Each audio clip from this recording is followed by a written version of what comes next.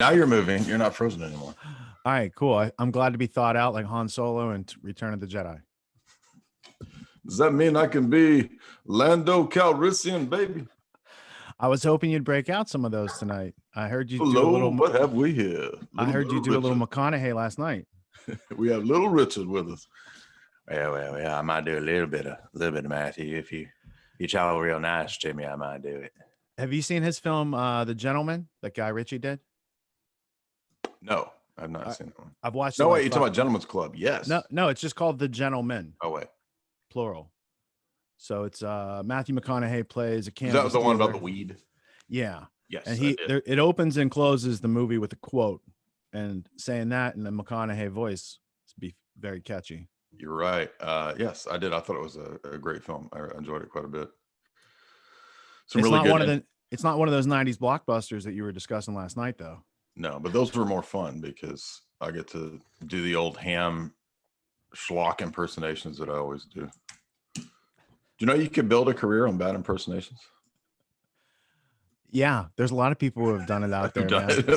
Yeah, you're not the first. I don't think your impressions are hacky either, man. They're not bad. Oh, thank you. You're sweet. Yeah, you do a whole bunch, and you're able to do them on demand, like when you're hosting on InfoWars and stuff, and you just throw down.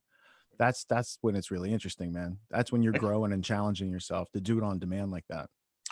Well, if you don't know, dear audience, we have with us one of the premier researchers, documentary filmmakers, producer, author, the one, the only Richard Grove. You can find his work, of course, over at tragedyandhope.com. I'm trying to get your full thing squeezed, not your thing, but your full name squeezed onto the screen. We don't want to squeeze your thing onto the screen. That'd be weird. But so now we can see your name. There we go. So yes, everybody, Richard Grove, tragedyandhope.com. I know a lot of my audience is familiar with you. Maybe some are not. They're new to you. Tell us about you, what you do beyond what I just said, Richard. Well, let's start with, I grew up in Western Pennsylvania as a kid. I grew up in a rural environment. I went to public school. I went to university. I got a job in the big corporate world. I was successful to a point, and then I became a whistleblower. And then I started to discover there was history behind the things in the terrain that I was encountering that wasn't provided to me in school. And then I started, for the first time in my life, becoming a voracious reader of things that I was self-directed interest. And I learned a lot through high school, and I took years of Latin so I could do better on the SAT and that sort of, the same thing that everyone's told. And if it wasn't for me learning some skills in college, I wouldn't have been successful in the corporate world. But luckily, working my way through school paid off because I gained some skills that were useful later. And then into the research, that's when I really got to apply any aptitude that I had developed through schooling, because I didn't have a lot of books before I started encountering things off the terrain. I thought I knew what was going on. I had a degree. I was making money. What more do I need to know? I assumed I knew everything. And then I started to, learn there's more to the world than we were taught about. And then I started to try to use the internet, and I was really incredulous, and that drove my learning, but it was incredulous enough that I didn't believe the internet didn't provide the source material I needed. So I started digging into mentions of, books and trying to get the first editions of those. And that started me on a whole, trend for many years. Was like, I wanted to read the first edition of Andrew Carnegie's Triumphant Democracy or Woodrow Wilson. And, there's these quotes that circulate about these things. And a lot of the quotes, people, they say they're debunked. I'm like, well, if you read 8 pages and you summarize it to somebody else, though, that is an accurate description. It's just not an accurate real quote verbatim in the book, so there was a lot of nuance to be added. And from there I needed an output, so I started podcasting in 2006. I started making films in 2008. I launched an online community in 2009, and all those things are still going on today. And that book right there that you've got, Tragedy and Hope, the history of the world in our time, quite well about that, Jay. You've done long series dissecting that book. I discovered that in 2004 through a video on, I think it was Google Video. It was, I had the DVD before it was on there. It's called Brotherhood of Darkness by Dr. Stanley Monteith. And I didn't know about the story. I was like, I don't know. I don't believe this guy. I wasn't into believing things. I wanted to look up and see for sure. And sure enough, it was worse than what he said. And there was a lot more history to it than he was able to articulate. So I was glad that I was a little incredulous. And then I looked, and I find that to be a really good learning pattern. to open up and see things that heretofore I probably assumed about. And assumptions and beliefs, I think we can just fill with experience and knowledge. I think, yeah, I saw that documentary years ago on Google. I didn't really pay much attention to that book. I remember him mentioning Anglo-American establishment as well. And then I think it was probably around 2005 or six. I heard Alex, always mentioning the book. And I thought, well, I'm just going to have to eventually get the book and read it. I remember checking it out from my university library because I was doing undergrad work and was a research assistant and actually got actually, that was in my graduate period, but I got booted out of class for having Tragedy and Hope in class one time. I was so engrossed. I was reading it. The professor said, why are you reading that book in my class? And we got into a big debate, and that ended up getting me booted out of the class. So he was a diehard globalist liberal type. So didn't go over very well, but I was grateful to Alex for that recommendation. And of course, you titled your site treasureandhope.com.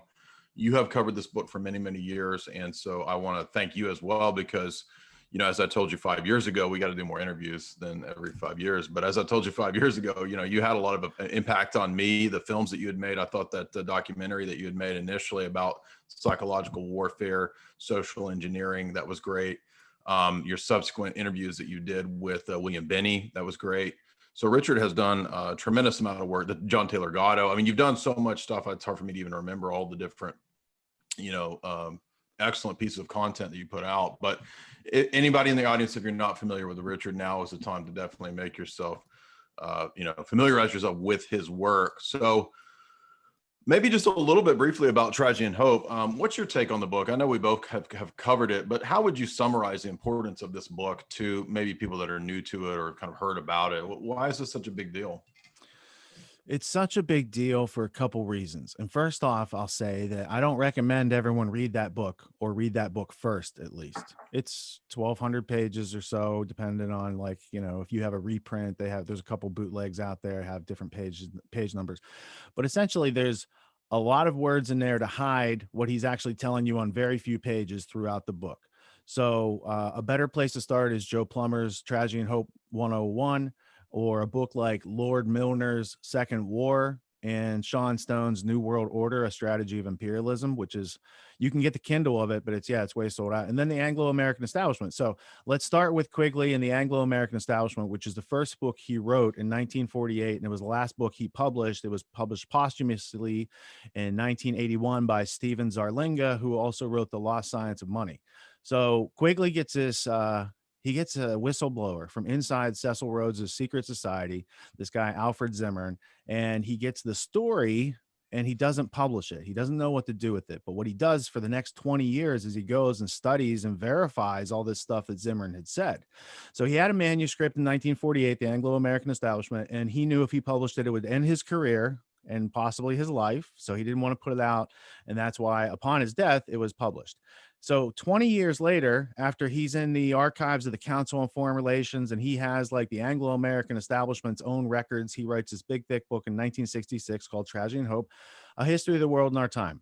And it goes out there, everybody's buying it, it sells out. And then he's told, and there's interesting references to how he's told that the book has no demand and there's not going to be a second printing. Really, what Macmillan Publishing did was destroyed the printing plates, so they couldn't make a second publishing. And they took the second half of the book and they remarketed it as a new book called The World Since 1939, A History, or something like that, right? So they literally take the second half of the book, which you don't understand what it means unless you get the first half of the book, right? And they market that. So I do have an artifact of that, the one where they just censored it, and it's literally just verbatim, the second part of Tragedy and Hope. So then Rudy Maxa is a New York Times reporter in 1976. He interviews Dr. Carroll Quigley, who was a professor at Georgetown's Edmund Walsh School of Foreign Service. So he trained diplomats, he trained spies, he trained people like Bill Clinton, who was a Rhodes Scholar. Quigley himself was mentored by a Rhodes Scholar. And these are all people in the vein of Cecil Rhodes who want to bring America back into the opium dealing British Empire. So that's the main goal. So Quigley writes this book, he gets it out there, they censor it, they tell him, and he says in the interview that they lied to him. So that's a conspiracy right there. The people that Quigley's working with, they lied to him, and then they asked about Lionel Curtis, who's a main figure in Anglo-American establishment. And that's where Quigley says, we can't talk about him. We'd lose our career or worse. And he says, turn off the tape recorder. And the end of the meeting happened. That's the end of the interview. So it's an interesting story. And then at some point, Monteith had bootlegged it. And then at some point, some people took a couple key pages out of it.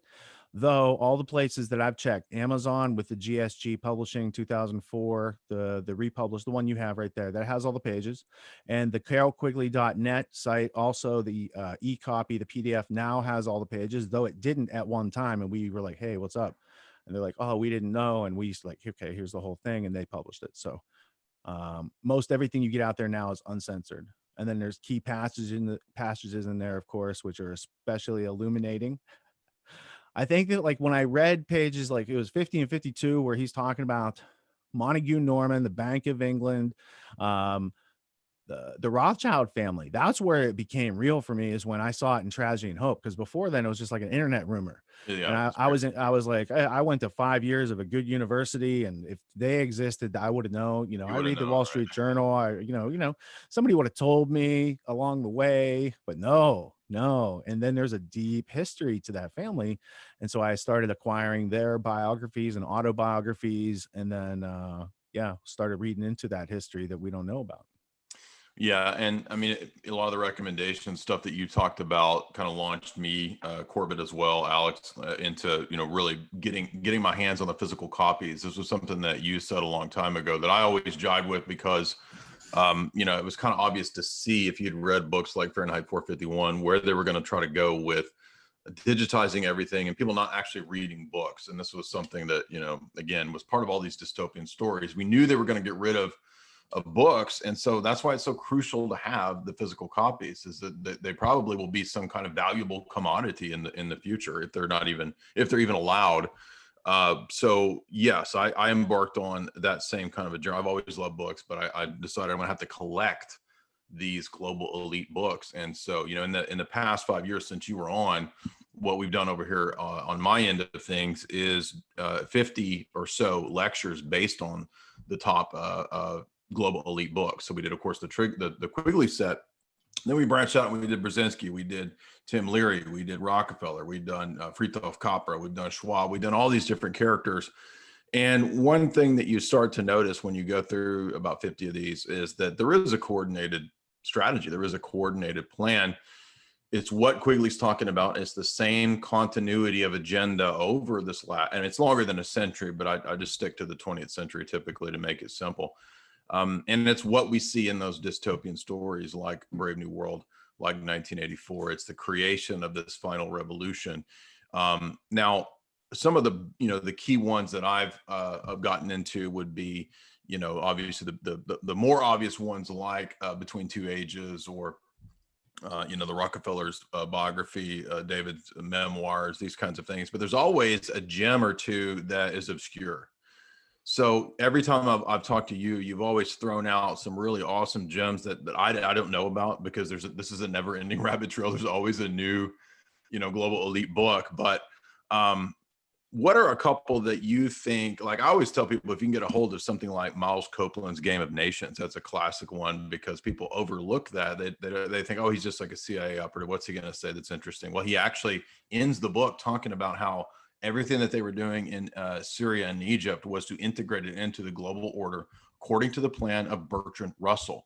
Mm-hmm. So here you have this random CIA operative's narrative of what he was doing in his operations, and it's all part of the same plan. So what are a couple books, Rich, if you would, that you recommend that probably a lot of people don't know about? Do you have a specific part of the spectrum in mind? Anything that you think. Like, I'm just kind of looking at my shelf and I'm saying, probably a lot of people haven't read Game of Nations. Probably a lot of people didn't read Soldiers of Reason. Probably a lot of people didn't read, Kessler's Ghost in the Machine. Anything like that you think would be, like, if you were to say, like, what are the key?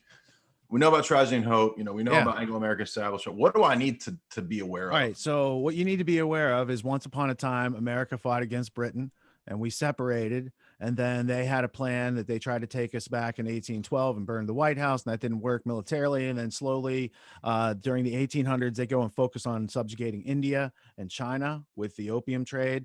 And then they come back over here in the 20th century and they refocus from Conan Doyle coming up with the idea and publishing it to Cecil Rhodes codifying it and leaving a last will and testament to fund, bringing America back into the British Empire and creating the Rhodes Scholars and other various groups. Like the Pilgrim Society was a legacy group, the Council on Foreign Relations, Bilderberg, Trilateral, World Economic Forum. They're all working groups in that same, what you were just saying. And so they were playing something traditionally called the Great Game. And then that was with the German royal family, the Russian royal family, their cousins, basically. Mhm. But then they wore them all out through World War I, no more of them. So they got to get strong with their, ex-cousin or sibling, or however you want to describe it, America. That's the new Great Game. That's where guys like Miles Copeland come in because he's part of the OSS turned CIA. And all they did was British intelligence led the Americans around by the nose. And they're like, here's how to do everything. And they were masters of spycraft. And they mastered that not in the 20th century, but in the 1700s and 1800s with the East India Company and the Rhodes Diamonds guys and those types of kind of black market outside of the spectrum of fairness and law and jurisdiction. It was just pillage and plunder and slavery and those types of things were giving them a lot of power behind the scenes. British people were fine with that because this happened in China, it's happening in India, it's happening in Africa, wherever this is going on. But the Copeland bunch, they start America really. So you can look at Rhodes's buddy Kipling in 1898, who writes The White Man's Burden and says America should be not isolationist and get into the Spanish-American War, which America did. So a similar thing happens 50 years later during World War II, where Copeland's part of this team, and he's one of the bridge guys of the Anglo-American establishment. He's like, I don't know if he was X2 on the American side or, if he was part of the double cross system on the British side, but they have, I'll explain that infrastructure in a second. But basically what the British were getting us to do was go into these countries and do overthrows and learn how to do assassinations and, replace the rulers because they wanted us to become the new property managers of the British Empire. And they had to go around and show us how to do that. So we're in Afghanistan today. It's the longest war in American history. The British had a first, a second, and a third Anglo-Afghan war over there, man. They've been at it for a long time. Now we're just like the front lines. And then you could even look at older monarchies behind the British, like the Dutch and some of the other ones in the Northern Europe that have been around a little bit longer and had these things set up even earlier and kind of handed that power off to the British at some point. So there's a royalty layer that believes in, slavery and might makes right. And then there's a group of people around that support that historically, and it's multi-generational. And what you're talking about around World War II, what are the most important books and all of that? I got some. I'd start with Ian Fleming, this guy here. Yeah, that's a great one. Right. Let's see if I can get that zoomed Andrew in. likes it. Right. So then I got the double cross. This one you got to read. William Stevenson, about William Stevenson. So a man called Intrepid, but his name's William Stevenson, but it's not the same William Stevenson who's writing the book. So that one's a little confusing. But Right. These are all the same thing. Double cross, the double cross system. The irregulars right here. This is one I just recommended to Corbett because this is the British spy ring in America, Right, in America. and they're doing assassinations. So when you get into how did OSS get created, how did CIA get created, and you get a whole bunch of documents, and some of these things say that like Ian Fleming helped to draw up the blueprints for the CIA, and it was like that close. I know that Camp David used to be an assassination training camp. I know that Fleming and these guys went to Camp X, which was assassination training camp over the border in Canada. They were acting against Americans during wartime. So the special relationship and all that entails, the destroyers for bases, and basically in the 20s after World War I, they did a lot of changing our history books to make it more pro-British and British friendly. And that was like the Hands Across America movement. And that's what the Pilgrim Society and those groups were trying to do to ameliorate themselves to America. And they changed their name to a Commonwealth. So it wasn't an empire anymore. They got this Commonwealth. And that was, I think, Lionel Curtis, Columbia lectures. Lionel Curtis, exactly. Yeah. The Commonwealth of God. Yeah, exactly. So any of the books in that area that start to help illustrate, but the guy, William Stevenson, this guy here, he was the top British spy in America, running guys like Wild Bill Donovan. So the creation, and his name's probably not even really William Stevenson, because he had a dark. So just like Wild Bill Donovan has, like, he had like a whole bunch of different families and names, and he was a pretty out there dude. He wasn't your average human being going around doing that type of spycraft. Same thing with Stevenson, the man they called Intrepid. And they were housed in Rockefeller Center. They were put up there by Nelson Rockefeller. So like the Anglo-American establishment was together on that whole thing, pushing us into war. About Rockefeller's next. Exactly.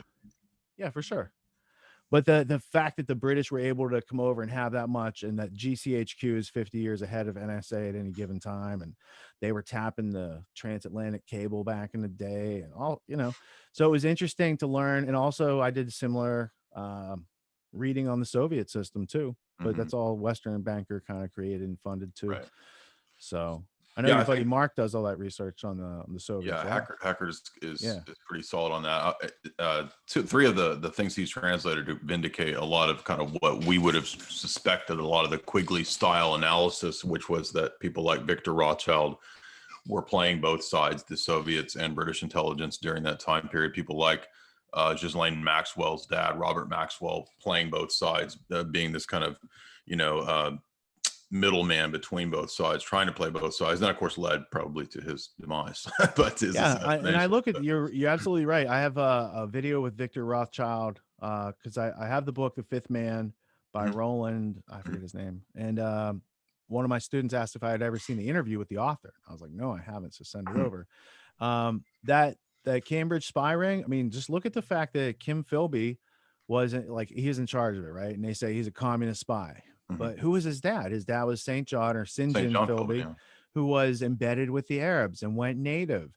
And so MI6 said that they had basically disavowed him and he was off the reservation. But I found pay stubs from after they said that, while he's serving, and he's setting up Mujahideen in 1928, and he's setting up the Saudi royal family. Right. So like when bin Laden comes around on 9/11 to attack America, and you understand like, who are his teachers and where did he come from and who are the family's business partners? There's way too many connections. I mean, direct connections, like his brothers with the ex-president on the day of, and the other brothers doing business through James Bath with George W. Bush. And they were just, connections all over the place.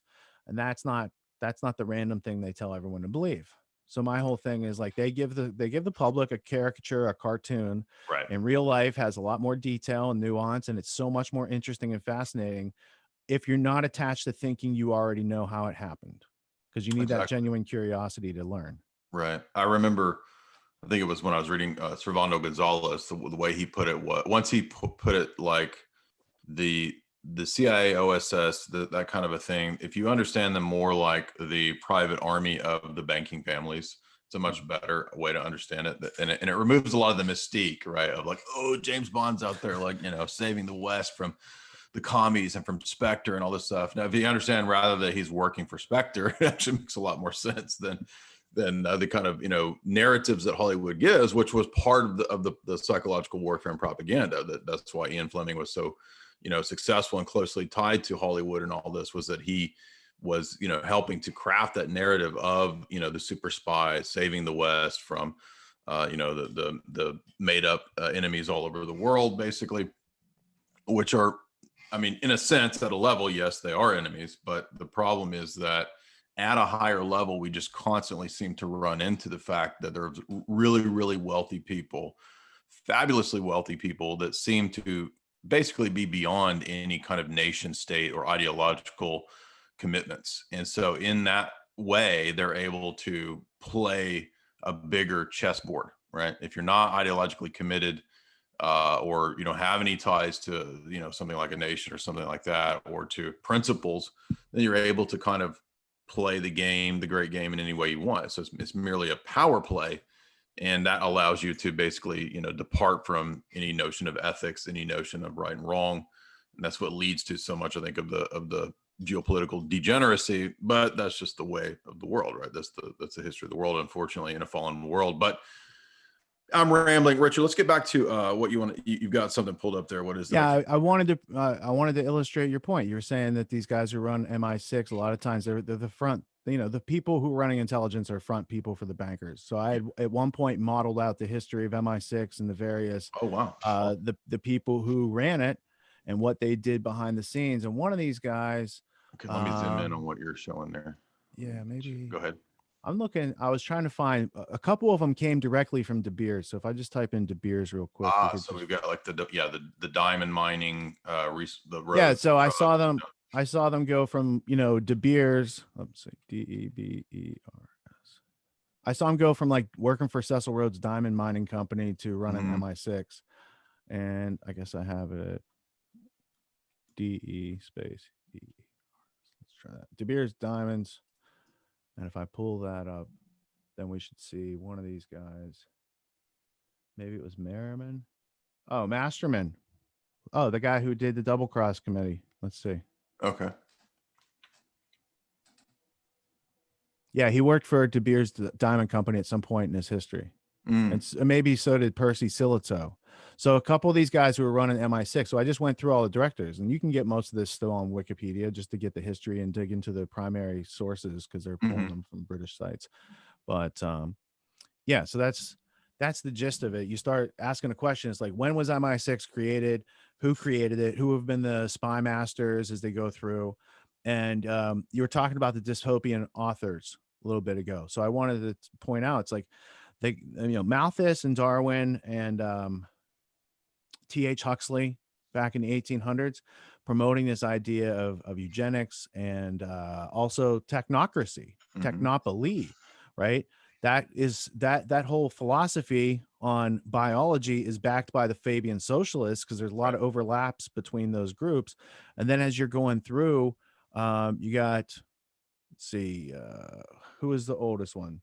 So T.H. Huxley was an acolyte of Darwin, and then T.H. Huxley mentored H.G. Wells. H.G. Wells mentored Aldous Huxley, and Aldous Huxley was a mentor at one point to George Orwell. So there is a chain of continuity between the Fabian socialists, and H.G. Wells had said he was in their meetings, and he's in these roundtable group meetings and things like that he says in his books and his experiment on biography or autobiography, the 2-volume set. He talks about that stuff in there.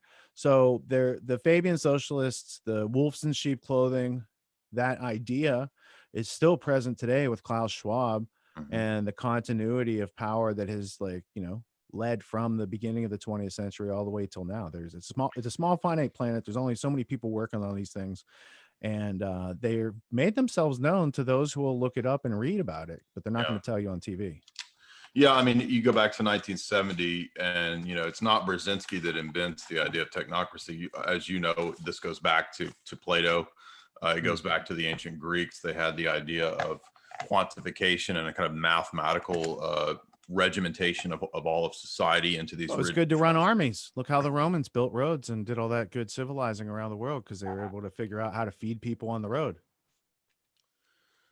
And then we come to the teens and 20s, and you've got the idea from kind of the Saint Just, Saint Simon, these different Comte, these social theorists out of France, influenced by the Weishaupt and the communitarians, the communists, that we can basically technocraticize society, that it can be run in a purely rational way.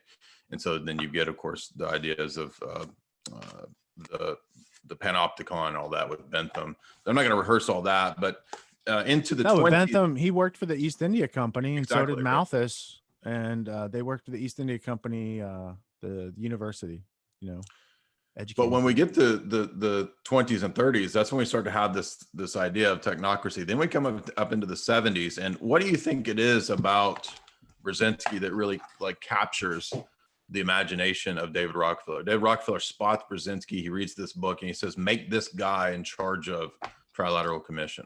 Oh, okay. All right. So there's an interesting lineage of all of that. Have you ever read the Sean Stone New World Order book? I've not read Sean's book yet. No. All right. They're coming out with the second edition, and we're updating it for what's going on right now with Klaus Schwab, because Klaus Schwab was a protege of Henry Kissinger. Okay. That makes sense. Yeah, right. At Harvard. So Henry Kissinger was he was Nelson's pick and they found him kind of after World War II, and he seemed to help them with the paperclip and some of these ash can and dustbin projects and the other things going on over in Europe. So Kissinger got himself in, and Nelson Rockefeller was running Psychological Warfare Bureau, PWB, in Europe for World War II before, doing his other things after World War II. He was running psychological operations. So Kissinger gets in with him. David Rockefeller, who's mentored by Friedrich Hayek, and von Mises is brought to the United States by the Rockefeller Foundation, right? So David Rockefeller, he finds Zbigniew Brzezinski, and I'm pretty sure he finds him not from his book, but a couple years earlier. Oh, McGill, when he was at McGill. At McGill, and then Okay. didn't he also do a stint at Harvard before he wrote the book, maybe? That sounds right. And then as far as that goes, like, so a guy like Machiavelli is no different than a guy like Brzezinski. He says there's a power structure. How do I write something to serve those guys? What problems are they seeking to solve? And how can I add to that, right? So they're trying to get close to power. So what Brzezinski says is he's got his Eastern European, like Polish, Soviet kind of experience, and he sees the flaws in that type of communism and overt surveillance. And he's like, here's how we can do it bigger, better, without being so intrusive on a scale that Joseph Stalin and the Stasi never thought they could do. And he writes a series of books. There's Between Two Ages, and then there's the USA, USSR, and then there's like there's The Choice. I got like, I don't know, 5 or 6 of his books down here. But he's somebody's tool. He was always somebody's tool. And he's the guy in 1979 when Jimmy Carter says, let's hire the Mujahideen and train Osama bin Laden. Zbig's the one over there doing the deed. So between Kissinger and Zbigniew Brzezinski, the Rockefeller brothers had like their front men who could always be present in all these meetings. Look how long Kissinger's made it through all these administrations, and people still listen, Mr. President. They listen to whatever, Mr. President. Yeah, so like he's a fixture, and Quigley said that. He's like, no matter who's in the White House, the policy's not changing. These people have a goal, and he's not even saying that he, was against the goal. He just had an aversion to them keeping it secret, because he knew if it wasn't secret, people could actually do something maybe against it. Right. So that was the struggle back in the day. By the way, big night tonight. Almost 600 live, which is really good for us. So if you would, be sure and smash that like button. Be sure to drop your super chats via Streamlabs. Of course, we don't have monetization anymore, but if you want to use super chats, you can still through Streamlabs there in the chat. So I got to use Streamlabs because I was on your stream last night and I was trying to do a super chat. I'm like, it must just be me on this iPad because I couldn't figure it out. But I see what you're saying. You have to click on the link and then it pulls up a separate page, and then you put in your super chat on a separate Streamlabs page for me, and then it shows up in my Streamlabs OBS. So it's like one extra step process in the way it used to be, but at least Streamlabs doesn't take 30% like YouTube, so actually it's better in the long run. That's good, but, yeah. Yeah, I've never done the super chat on YouTube. I'm monetized, but I demonetize all my stuff, so I like fly right below the radar, kind of. I still have that ability, but I don't use it, so they're not looking to scan my stuff for ads. Right, that's a good point. Actually, I think it has been better to be demonetized because I've made up for it now. The Streamlabs actually basically evens out with what super chats used to be. But anyway, let's talk about what would you say to this point about the steering committees, right? So this is something that a lot of people don't understand, and you're definitely knowledgeable in this area. These are modeled on these Royal Society type groups, Royal Institute for International Affairs, right? The different, it's the idea of the round table, right? Like the Knights of the Round Table, except that the wise men of the modern world now sit around these tables. I even have the book over there, The Wise Men, right? I have it right here. Yeah. I just moved it. It's on that shelf. Walter Isaacson. Yeah, I got it. And this is the idea of these kind of the bloods and the brains, right? We've got the old money, we've got new money, and then we've got the brains that kind of plan the future. Why do you think that they are so dead set on this technocratic plan? What do you think it was? Is it just because that's the best means of control? What got us from, nation states and kings and this kind of stuff to let's have an AI technocratic government that runs everything on the basis of austerity?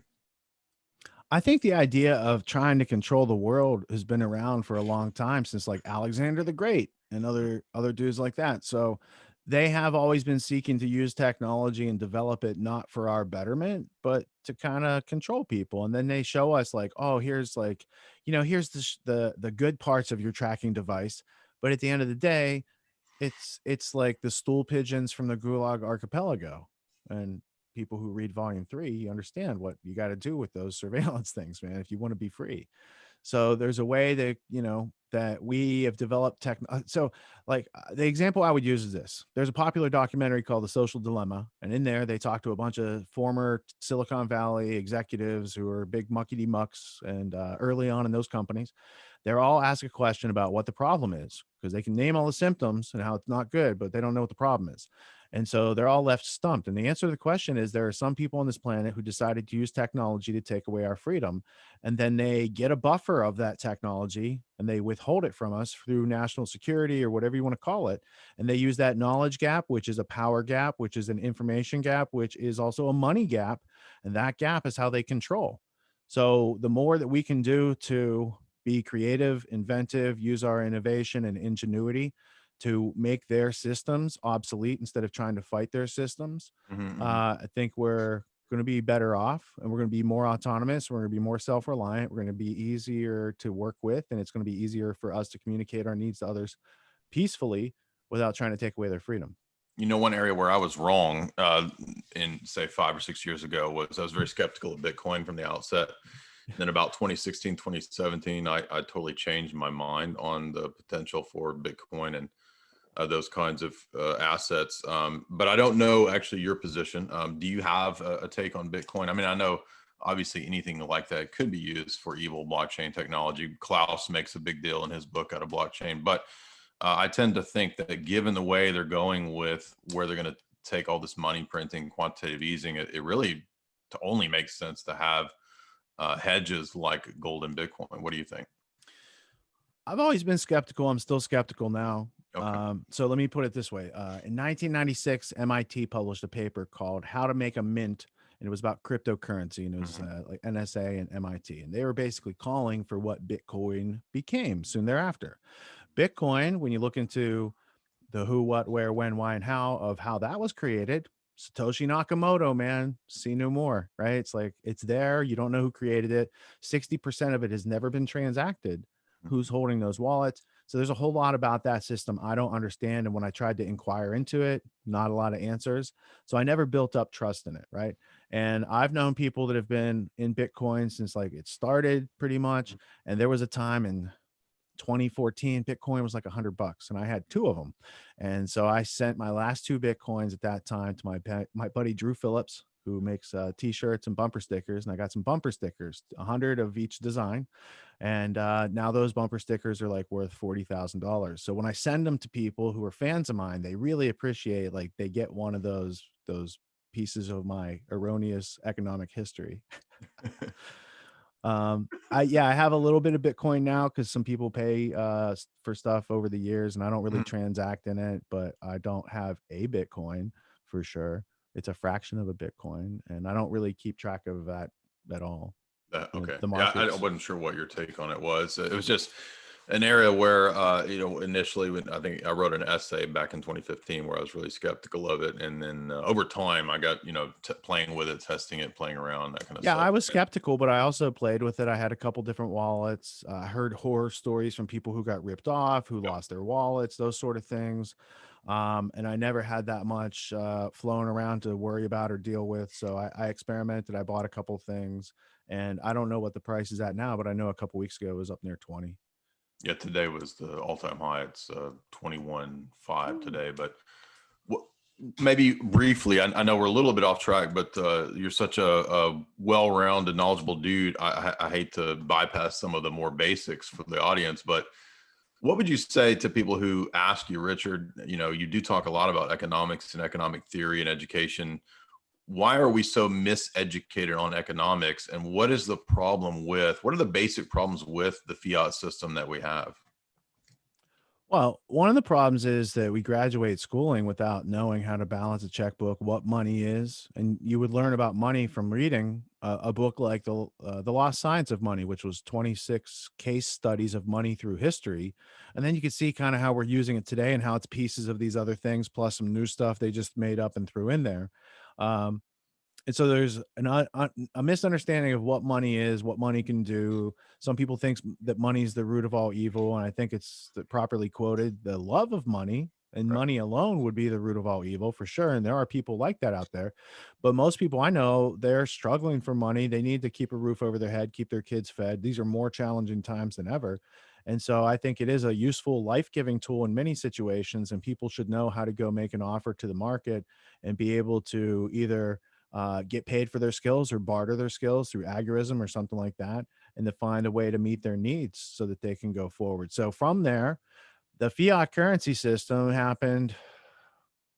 They took us they really took us off the gold standard, or off the standard, in 1913 with the Federal Reserve, because Congress has as in the Constitution, Congress can coin money, but they don't have the ability to print money. And they certainly can't outsource this to a private group of bankers who legitimately conspired, hid their identities because they knew they were doing things wrong, and changed the shape of our nation. And then from there, you've got fractional reserve lending that goes in there. And the fiat money is by law. Fiat means by law, and it's not necessarily nomisma, as the Greeks called it, or some sort of store of currency, store of value over time, like precious metals have traditionally been. And today, what they want is Bank for International Settlements has a new cryptocurrency for central banks. And where they're going with all this is that they want to make it illegal for you to own encryption keys or have direct access to any of this stuff. And they now want to broker all this stuff that was meant to make people free and independent. They've slowly crept in, and they've got their own coins, their own blockchains, these sort of things. So at the same time that there's people using blockchain to track inventory and do all these sorts of things because it's a public ledger technology, Right.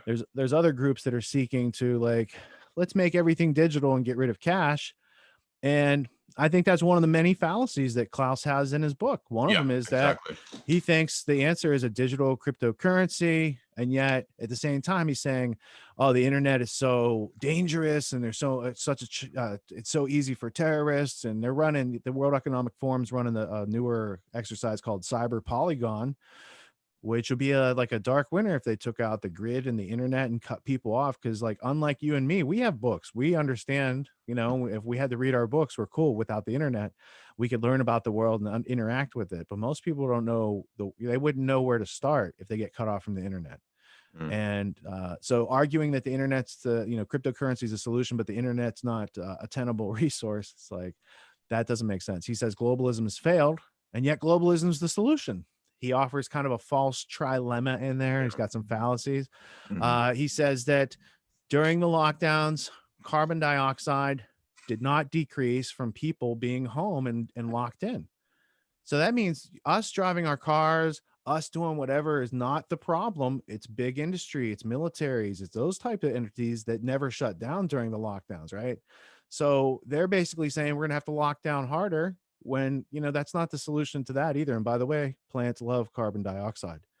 They love it. They eat it up. I saw this largely as economic warfare. I did a video some months ago when all this Karanka was new, and my video was just talking about it being a form of economic warfare. I mean, there's other things that go along with it: psychological warfare, conditioning, getting you to go along to submitting to all the most ridiculous things they say.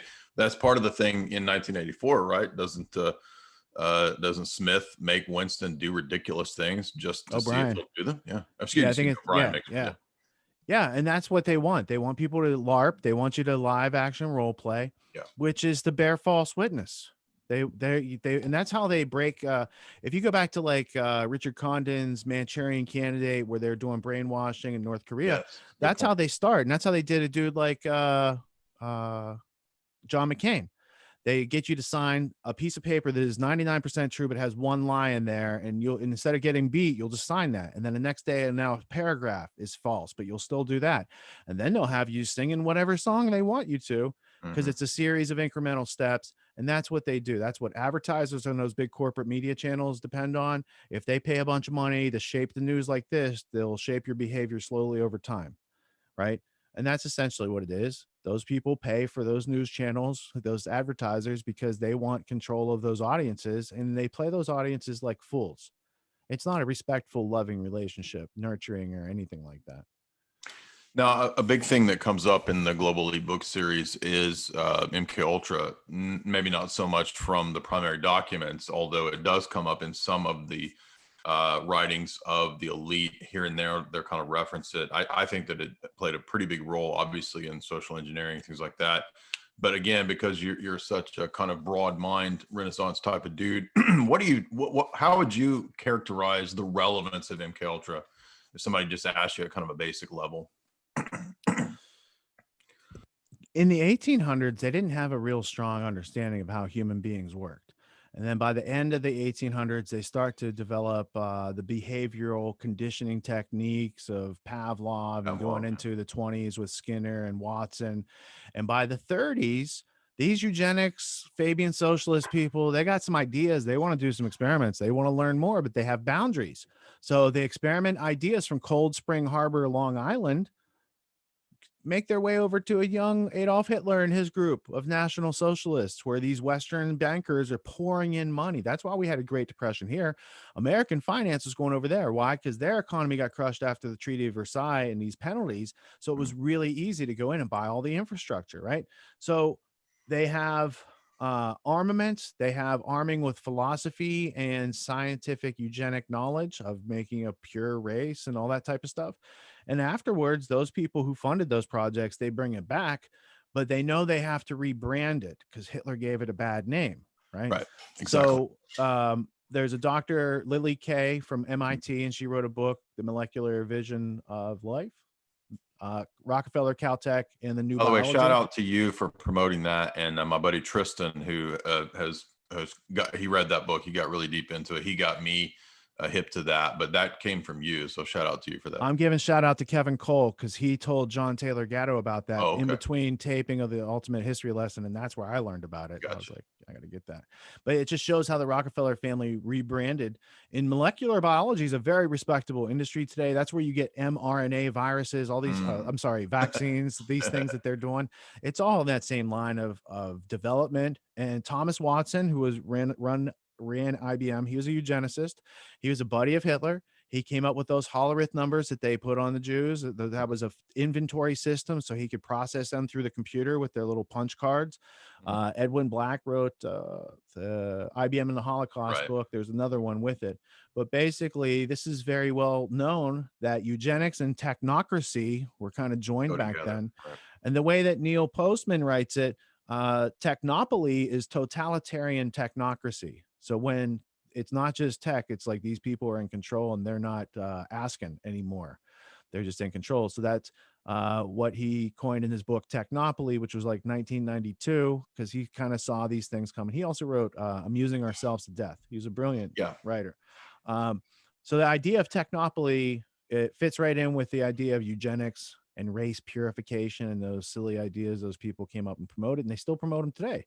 There's a long chain that led to Bill Gates and what he's doing today and his interests. And, you know, he couldn't stop viruses off our computers for 20 years, but now he's got it down for first time on a new virus and nothing to see here.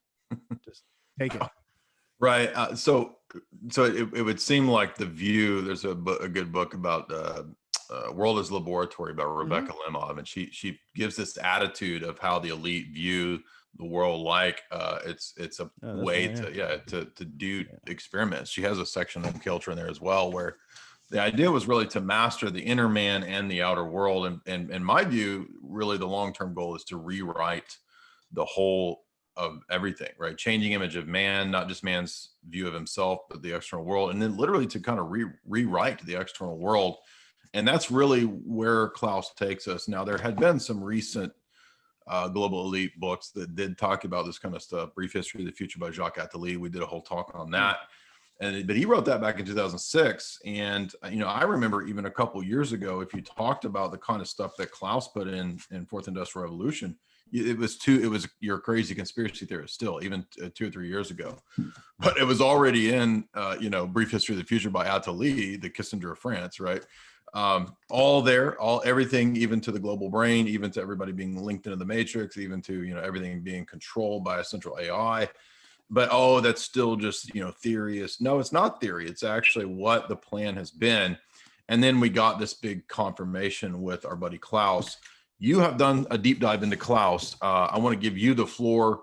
What do we need to know about Klaus? All right, Klaus Schwab's an interesting character. He's like a professional academic his whole life. He got married in around 1971. In the same year, he created the World Economic Forum. And a couple years later, they start calling it Davos. They have a manifesto. They have a von Habsburg. They have a former SS officer, Prince Bernhard of the Netherlands. Yep. Yeah, and then they have Aurelio Perche, who created the Limits to Growth for the Club of Rome, which was the original population control document that led to UNSAID and Agenda 21 and Agenda 2030. And Klaus says in the Reset book that if they don't use this crisis now to push through carbon and all this other stuff, they might not get it through. It's like they're using it to jumpstart things that were dead. Like vaccines had there was protests against vaccine in Connecticut before the COVID kicked off, because they were trying to take away religious exemptions and they were trying to make it mandatory. And so there was already a whole bunch of pushback, and some people had won some lawsuits that were very damning. So the CDC, the WHO were on the ropes. The UN group was on the ropes before COVID. Globalism had failed.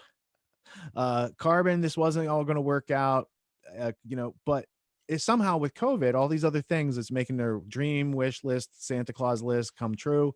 And they're able to like kick the ball through the uprights, no problem. And everybody is in lockstep through this whole thing. And there's a long history behind those Rockefeller Foundation scenarios that they write up and these sort of things.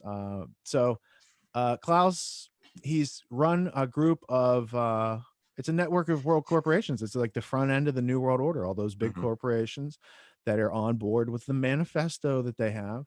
And it's about transhumanism, technopoly, and total tyranny. It's not independent people having rights. It's not people working freely with each other or voluntarily. It's, nobody's going to be allowed to eat meat. You can have meat once a year, these sort of things. You'll own nothing by 2030. Well, I got a problem with that, because if you don't own your body and you can't have property, then you are property, historically speaking. Money owns you, right? Yeah. And somebody's going to own stuff. I guarantee it. That's how it is in all those dystopian books, whether it's O'Brien or who's the guy in Brave New World. Mustafa Mond. Yeah. They have access to everything. They got the art, they got the psychedelics, they got whatever, but those, you can't have those as the real people, the individual people out there. They got to, think that Big Brother is real, and Manuel Goldstein, all these sort of things. So yeah, there's always been a divide between the elites, and the internet was like the opportunity to really level the playing field. And I think right now they've artificially moved their goals 10 years forward. So the things that they had planned by doing 2030, they're trying to slam those things in right now, because they also know there's a growing resistance, and that by coming out and decloaking a little early. But I think it's just like General Veers when he came out of Lightspeed too early, and he warns the planet of Hoth and the rebels, Darth Vader has to deal with them, but it doesn't work out so well. The rebels escape, and I think we can do that with leaps in technology. Our leap to Lightspeed to leave the Empire behind right now can be technology and the ability to have indelible printing on the web. If they can't have the censorship, if they can't have censorship, then they can't propagandize effectively. So they censor for a couple years. Since the last election, they censored everybody who would have any type of dissent, and now they can propagandize, and people believe it. And they had a plan, and they're doing pretty well at it, but the game ain't over yet. Now, there's a great chapter. I want everybody, if you're not familiar with this book, this is, of course, David's memoirs, and probably there's multiple very telling chapters. 505. The China chapter is very telling, because you get the impression that David knew all along that this was really kind of a dialectic. And that's why later on in chapter 27, he says that the communist menace wasn't that much of a menace. That's what he says. Now, why would he say that? I thought we were, weren't the Rockefellers involved in all these cold? Yeah, because it's a scam right now. Yeah, they could fly into Russia anytime they wanted. Armand Hammer, all these big industrialists from the New World Order could fly back and forth. And, they knew, and they propped up Papa Joe Stalin like he was like FDR. And, he had committed some real atrocities by that time in 1945 at the Yalta Conference and those types of things. Like the death by starvation campaign that if people know about the Holocaust, you should know about the Holodomor, where he starved like 39 million people. Death by starvation, which is the most disgusting and dishonorable way that people can die. It's like it's awful. Well, then you get what's your take on Quigley discusses when Stalin rejects the Marshall Plan aid, this kicks off the Cold War, right? And that is the official dating of the Cold War. Have you read by the way, are you familiar with that Wim Hof book that's pretty recent? No. Oh, you should get this. This is one you'll want. It's a Time Life magazine, John Courtney Murray and the American Proposition. It's about how the CIA was buying off. He's a famous, well-known Catholic lawyer, so he's not I'm not taking his side, but he's basically just analyzing what happened with the CIA and the Jesuits in Vatican II, and then how they basically bought the Jesuits and the Americanist arm of basically to make the Roman Catholic Church to promote this global Americanism is what happened at Vatican II. John Courtney Murray was the point man for the elite to do that. He was more or less co-opted by the CIA to do that. Well, who was the Dulles? I'm sorry, David Wim Hof, WEMHOFF. It's an excellent book. Very, very important for the whole global elite stuff. Avery Foster Dulles became a cardinal for the Vatican, and John Foster ran the World Council of Churches. And there was there was a whole bunch of Wild Bill Donovan worked with the Vatican. There was a whole bunch of those guys for sure. Now, what basically Wim Hof gets at is that the Rockefellers, and Brzezinski mentions it too in Between Two Ages, that the idea was that we need to commandeer that church because of its numbers, because of its size. Best way to do that is to capture the mind of their intellectuals. And of course, amongst Roman Catholics, Jesuits have the most training. So the idea was to basically just kind of buy them off as best they could and influence them.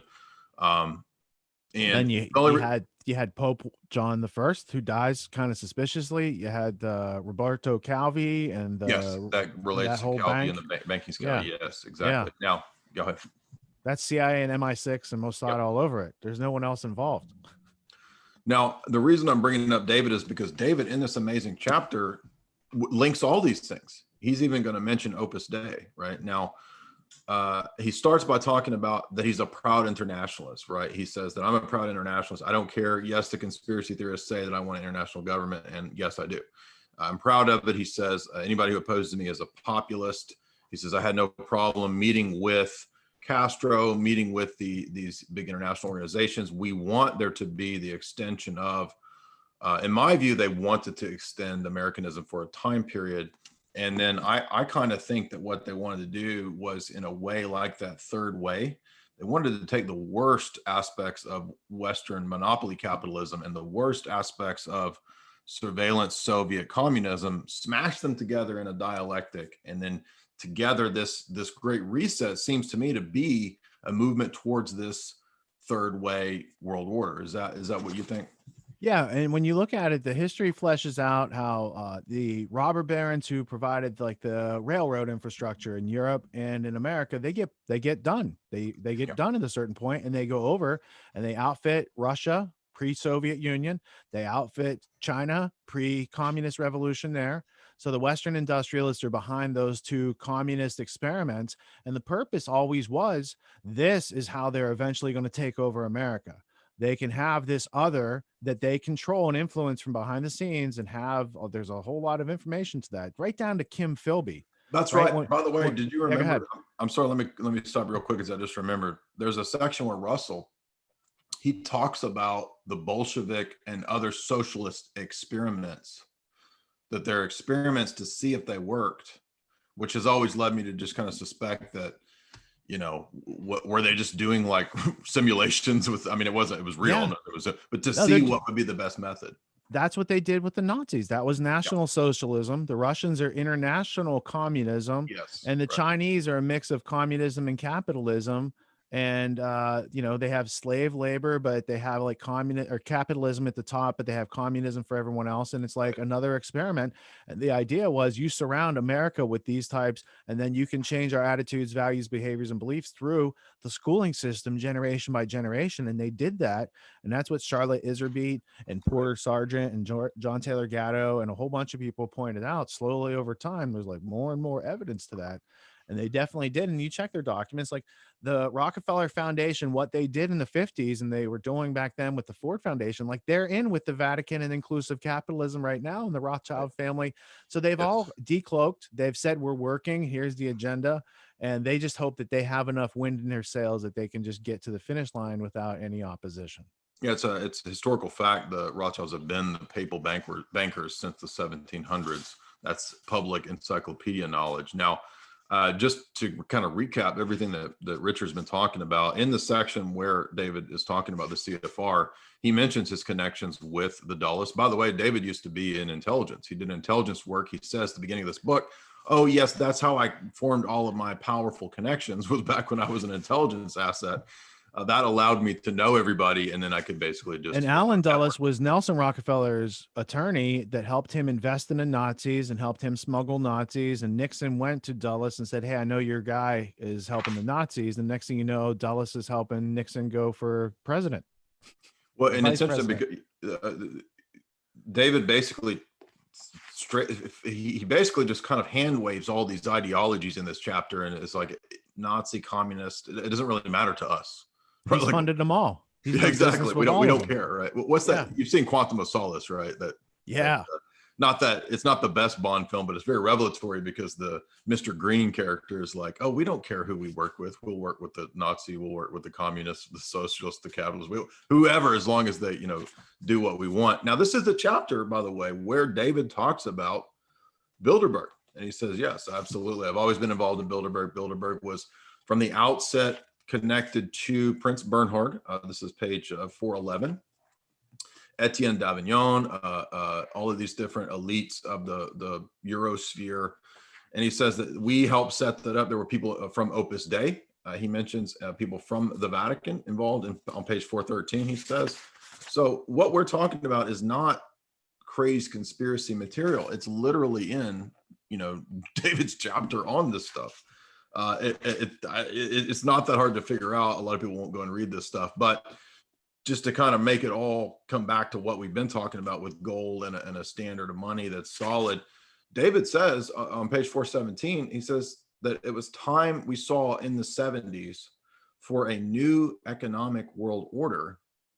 And this is, he says 1974. Now, that's a couple years after what? Leaving the gold standard, right? So we enter into this fiat the situation, and that's where David is saying, yes, this is a new global economic order. We're going to move out of a currency that's attached to something with limitations and meaning, and now we're going to transition into this the dollar as a global standard that's fiat, which is crazy. Now we're in the situation where we've got giant mass. I don't know what the debt was in the 70s, but I'm sure it wasn't what it is now, right? But that's the thing, and that's the thing that Quigley talks about in that middle. No, actually, it's the chapter on FDR. That was one of the most enlightening chapters, where Quigley says that they had figured out that you can do this two-step move every decade or so, the elite bankers, where on the one hand, you move things towards privatization and freedom, and that allows the economic energy and surplus and profit to open up for 10 years. Then you can move the market then you step it over into communism, and that transfers the wealth to the centralized elite. And so you do this two-step move back and forth, bust, boom, cycle. And he says it's manipulated and engineered.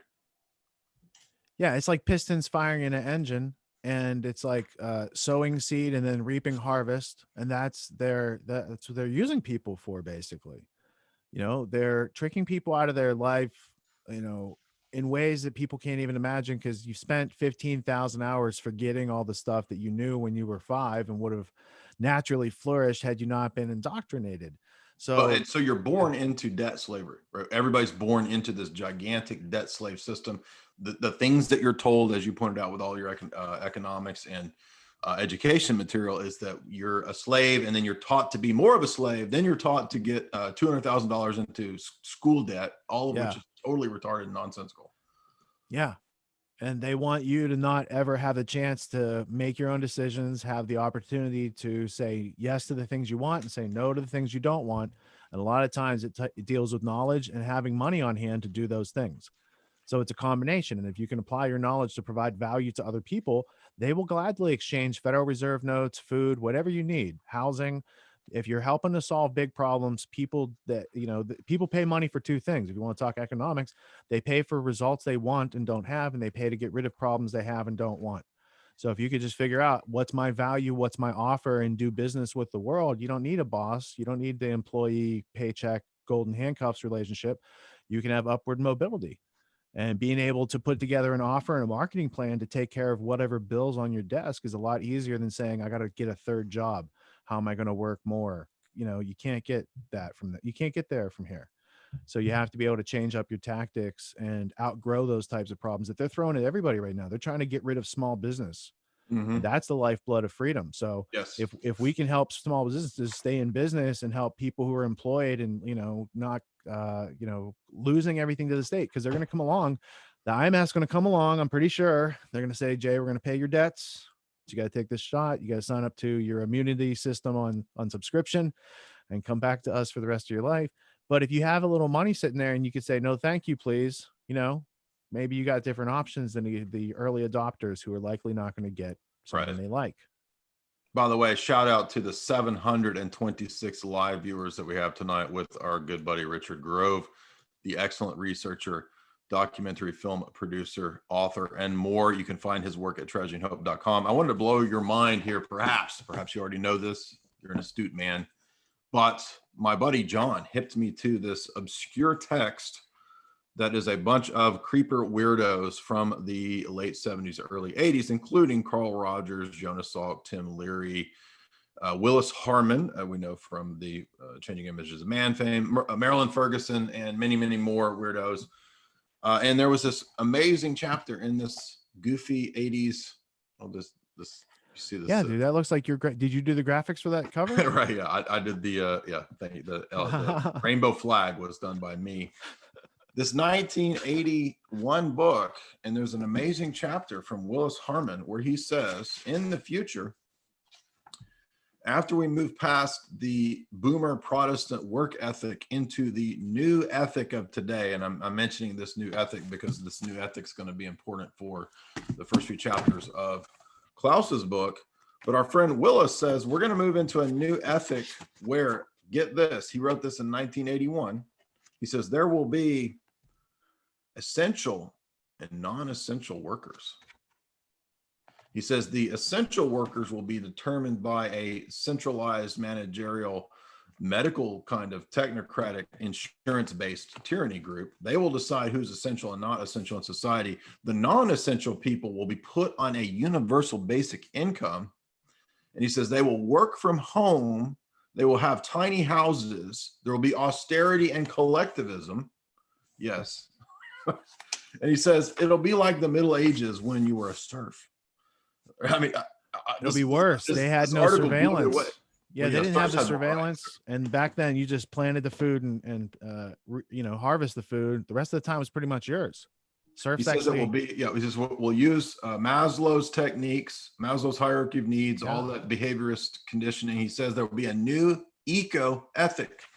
Now, so that's 1981. Willis Harman. The guy who did Changing Images of Man. Fast forward to Klaus's book here, Shaping Fourth Industrial. The first 4 or 5 chapters, what does Klaus say? We're going to have a new covenant, a new ethic, a new eco-ethic. So let's get to...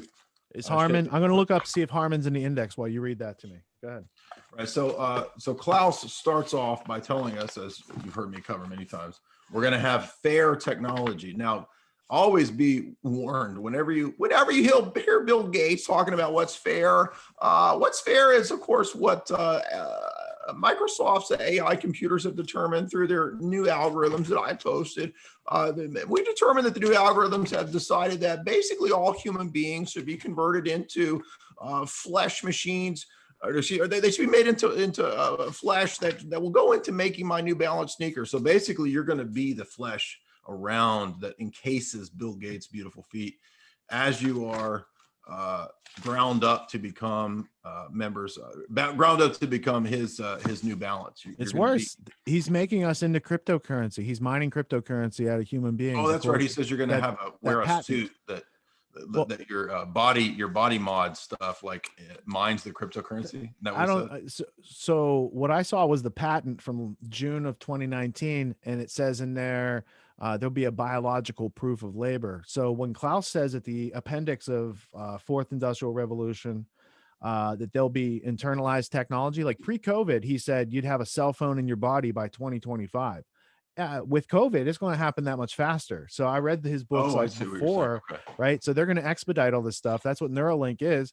It's basically like a cell phone. And so these things that they've wished to have done for a long time, and he even says, they state that like, here's the good things and bad things. And the good things, I don't believe them. And the bad things, that's understating them. So yeah, I mean, they aren't happy with creation. They don't think nature is good enough. Even though they don't understand nature, they're going to improve nature. And that's how I think we got in COVID in the first place. When you follow their research funding and you follow the people that wrote the fake Lancet article in January that just got caught, like, why would you fake that information so upfront if it wasn't a smoke screen? And that was, it was called Eco Health. This guy, Peter Daszak, he wrote an article in January and attributed it to 27 scientists, and it got published in the British journal The Lancet, saying anyone who says there might be a lab origin to COVID is a conspiracy theorist and there's nothing to see here. But then you find out that from a FOIA that he wrote that, not the scientists, that he was logically the first place to investigate because his group took the NIH money from Fauci and did the work at Wuhan on the coronavirus that was specifically like what leaked out. So there is a lot of smoke. That might be a smoking gun, but yeah, we'll see where that goes. Now, as Klaus goes into describing this new ethic, the new green eco ethic, he says we're going to have to inculcate a new value system for children as they're brainwashed in the schools. He says that investing, when people go to invest, they're going to have this new ethic in how they invest. We're going to organize culture. And this will involve everybody's decision making. I was just wondering, do you think that this is this inclusive capitalism that Klaus is talking about here, where he talks about the new ethic of how we're going to even invest, how the monetary class, the class that has some wealth, how they're going to view themselves is going to be centered around this new eco ethic?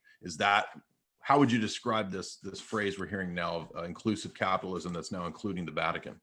Well, the inclusive capitalism gang, they got together in 2013, made themselves known. It was E.L. Rothschild, Lynn Rothschild, Christine Lagarde from IMF, Prince Charles, and they said that they had 1/3 of the world's investable wealth in one room. So they said poverty is a problem and we rich people should change the world to take care of poverty so it's not a problem anymore. Well, if you get rid of people, there won't be poor people. Yeah. That's the or logic, if you just get rid of all the poor people and leave only the rich people, that's kind of what their plan's also going. And we won't have poverty, right? Yeah, it kind of went underground for a while. You didn't hear much about it, but when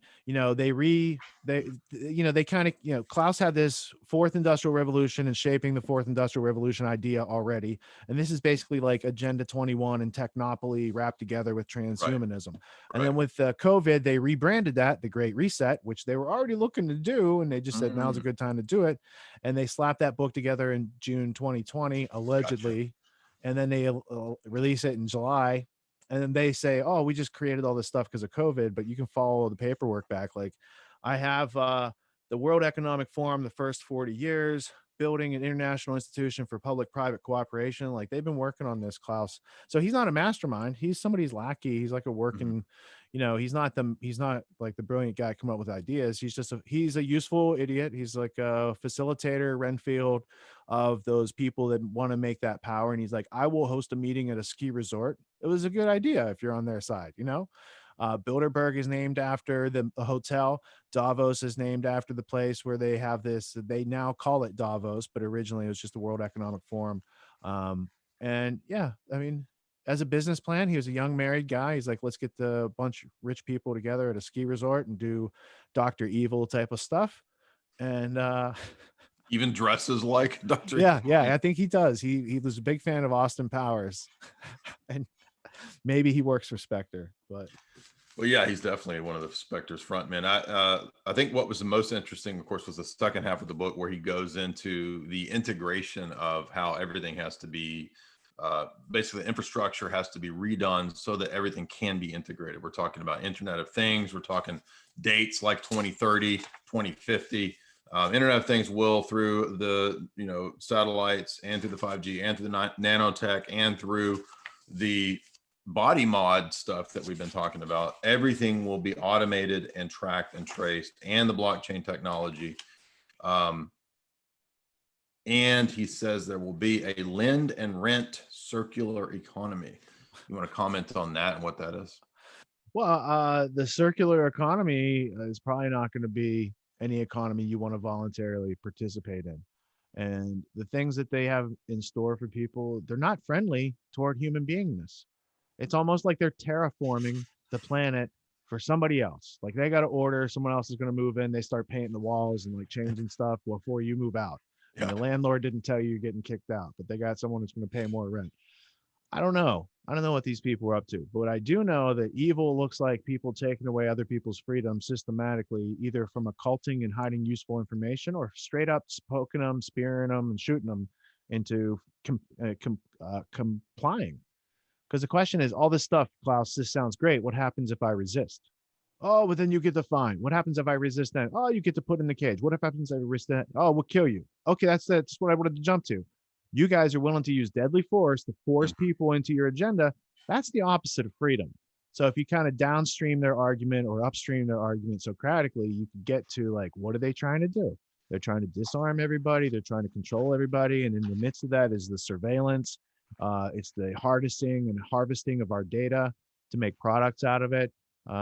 There's a lot to it, and it's not what most people are prepared to, because they're like taking the kids to school and they're doing their cubicle job and they're wearing their mask, and it's like everyone on TV, like to them, Fauci has to be the smartest person, because what would they do without somebody to tell them what to do on all these things? Yeah.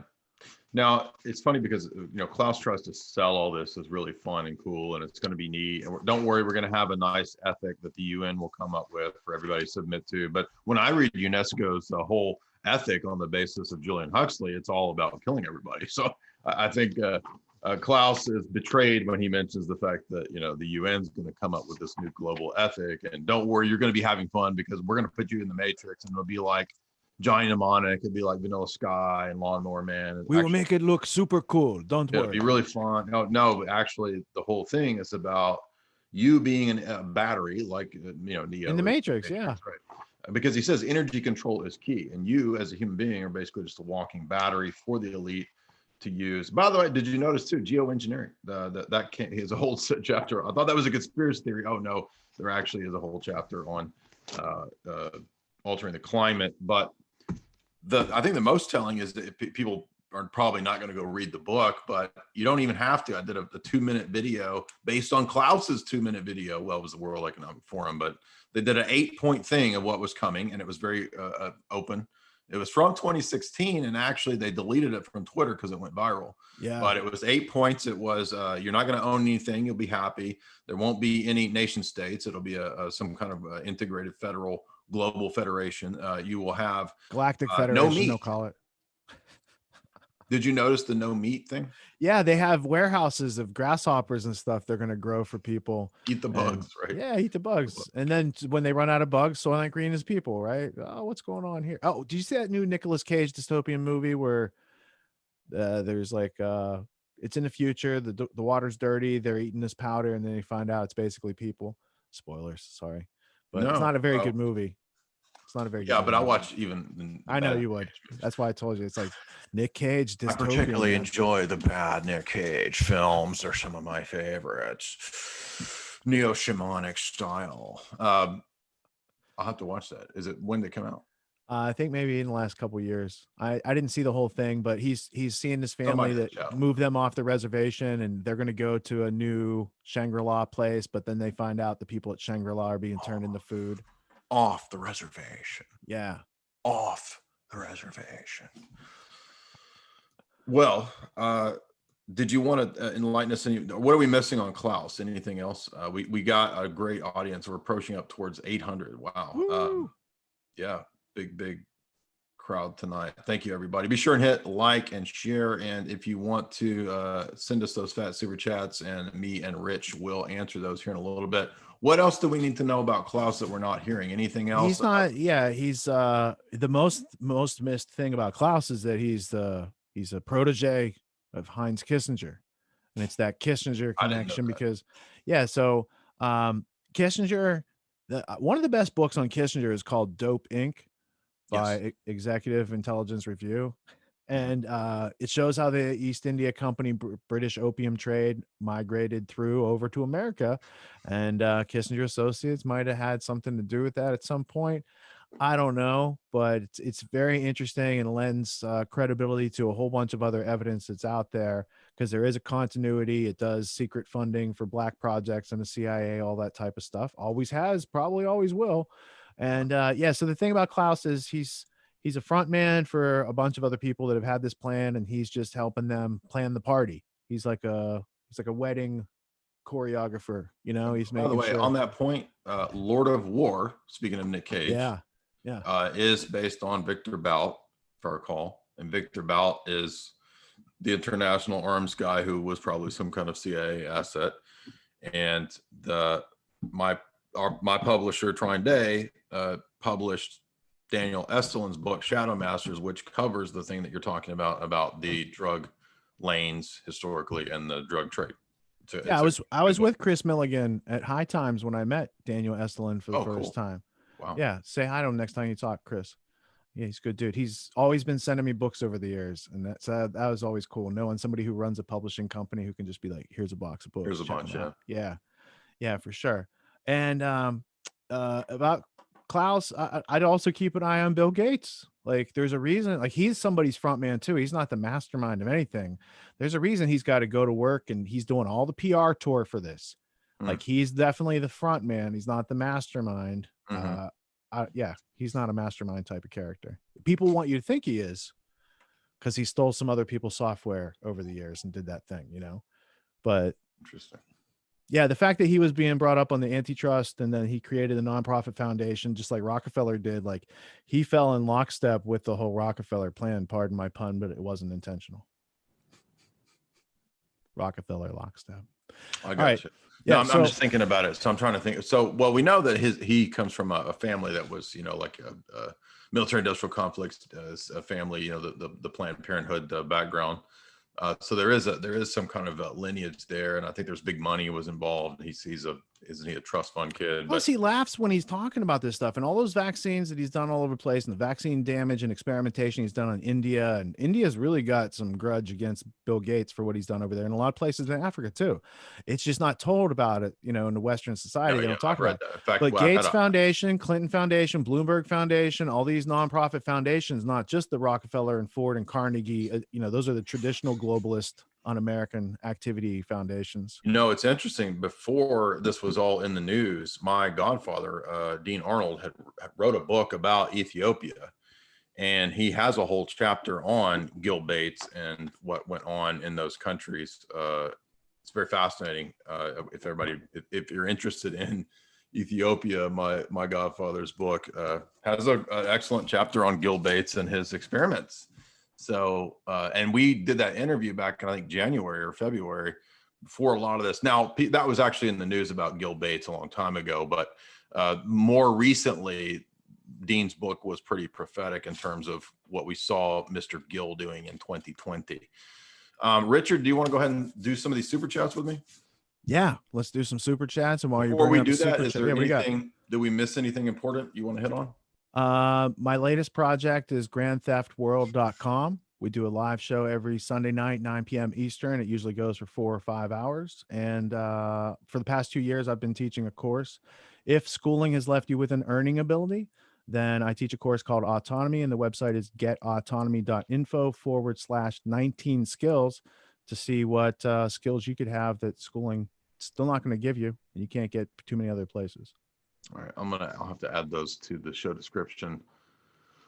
Shannon Floyd, $5. I missed her super chat yesterday. Thank you, Shannon. We had a great show last night covering those goofy 90s blockbusters. A lot of programming and messages in those 90s blockbusters that I didn't catch until watching last night. Peter for $5 says, Jay, are you planning on interviewing any of the still living global elites? Not necessarily to debate, but even an informed interview like you did with Alexander Dugin. I don't know of any of the elites that would do an interview with me. I was in contact with a TV producer who wanted to set up something like that, and he knew a few kind of academic elite people, but I don't think they're not really interested in that kind of a thing. I don't think they don't care to dialogue with the plebes, right? But if they come out with a new book and they're doing a book tour, their press people. That's true. You could get on some of those people's list, I'm sure. Probably just not Kissinger's list. No, I don't think. I'm trying to think of who we've covered that would even. I did get invited to do a couple interviews with some of the psychonauts, so I could probably pull off maybe one of those kind of guys, like in the Tim Leary circles. But I don't know what would they want to talk about in common with me? Probably not much. Chunk, $11.10. Merry Christmas, brother. Well, Merry Christmas to you, Chunk. Are you the Chunk from the Goonies? I hope so. Hey, you guys. But now, actually, Chunk was Jewish. So does that mean Chunk is converted to Orthodoxy? I don't know. I saw Chunk just the other day in a meme. He had just gotten vaccinated, and he said, hey, you guys, I'm doing fine. And then he's mutated, right? No, wait. Chunk is the. No, you're right. You're right. Chunk was the kid. Jewish guy. Who was the other kid? You're talking about the Goonies. I'm talking, Chunk was the kid, and who was the other guy that, hey, you guys. Oh, yeah, what's his name? I forget. The chat will know. The chat knows all. Yeah, thank you, chat, because that's something I deleted from my brain a long time ago to make useful information. To make room for, like, the big books. J. Crew Bug for $10 says, is there any organized force on Earth that has prayerfully and successfully opposed the technocratic depopulating freaks? Well, in my view, the Orthodox Church is the best means of opposing it from a prayerful perspective. But technocracy, in the sense of where we are now, is pretty new. So I think there's going to be a lot more opposition in the future as people figure out what's going on. But I mean, since technocracy as an organized force is new, there's not really a historical precedent for how to combat it. But we do know that empires typically collapse due to being, bulky and hard to maintain. Richard, do you have any comment on the fate of empires? Empires usually collapse under their own weight, but as far as how to deal with the technocracy, you don't want to be like, imagine if your electricity and that sort of nice stuff went away, could you still survive and thrive?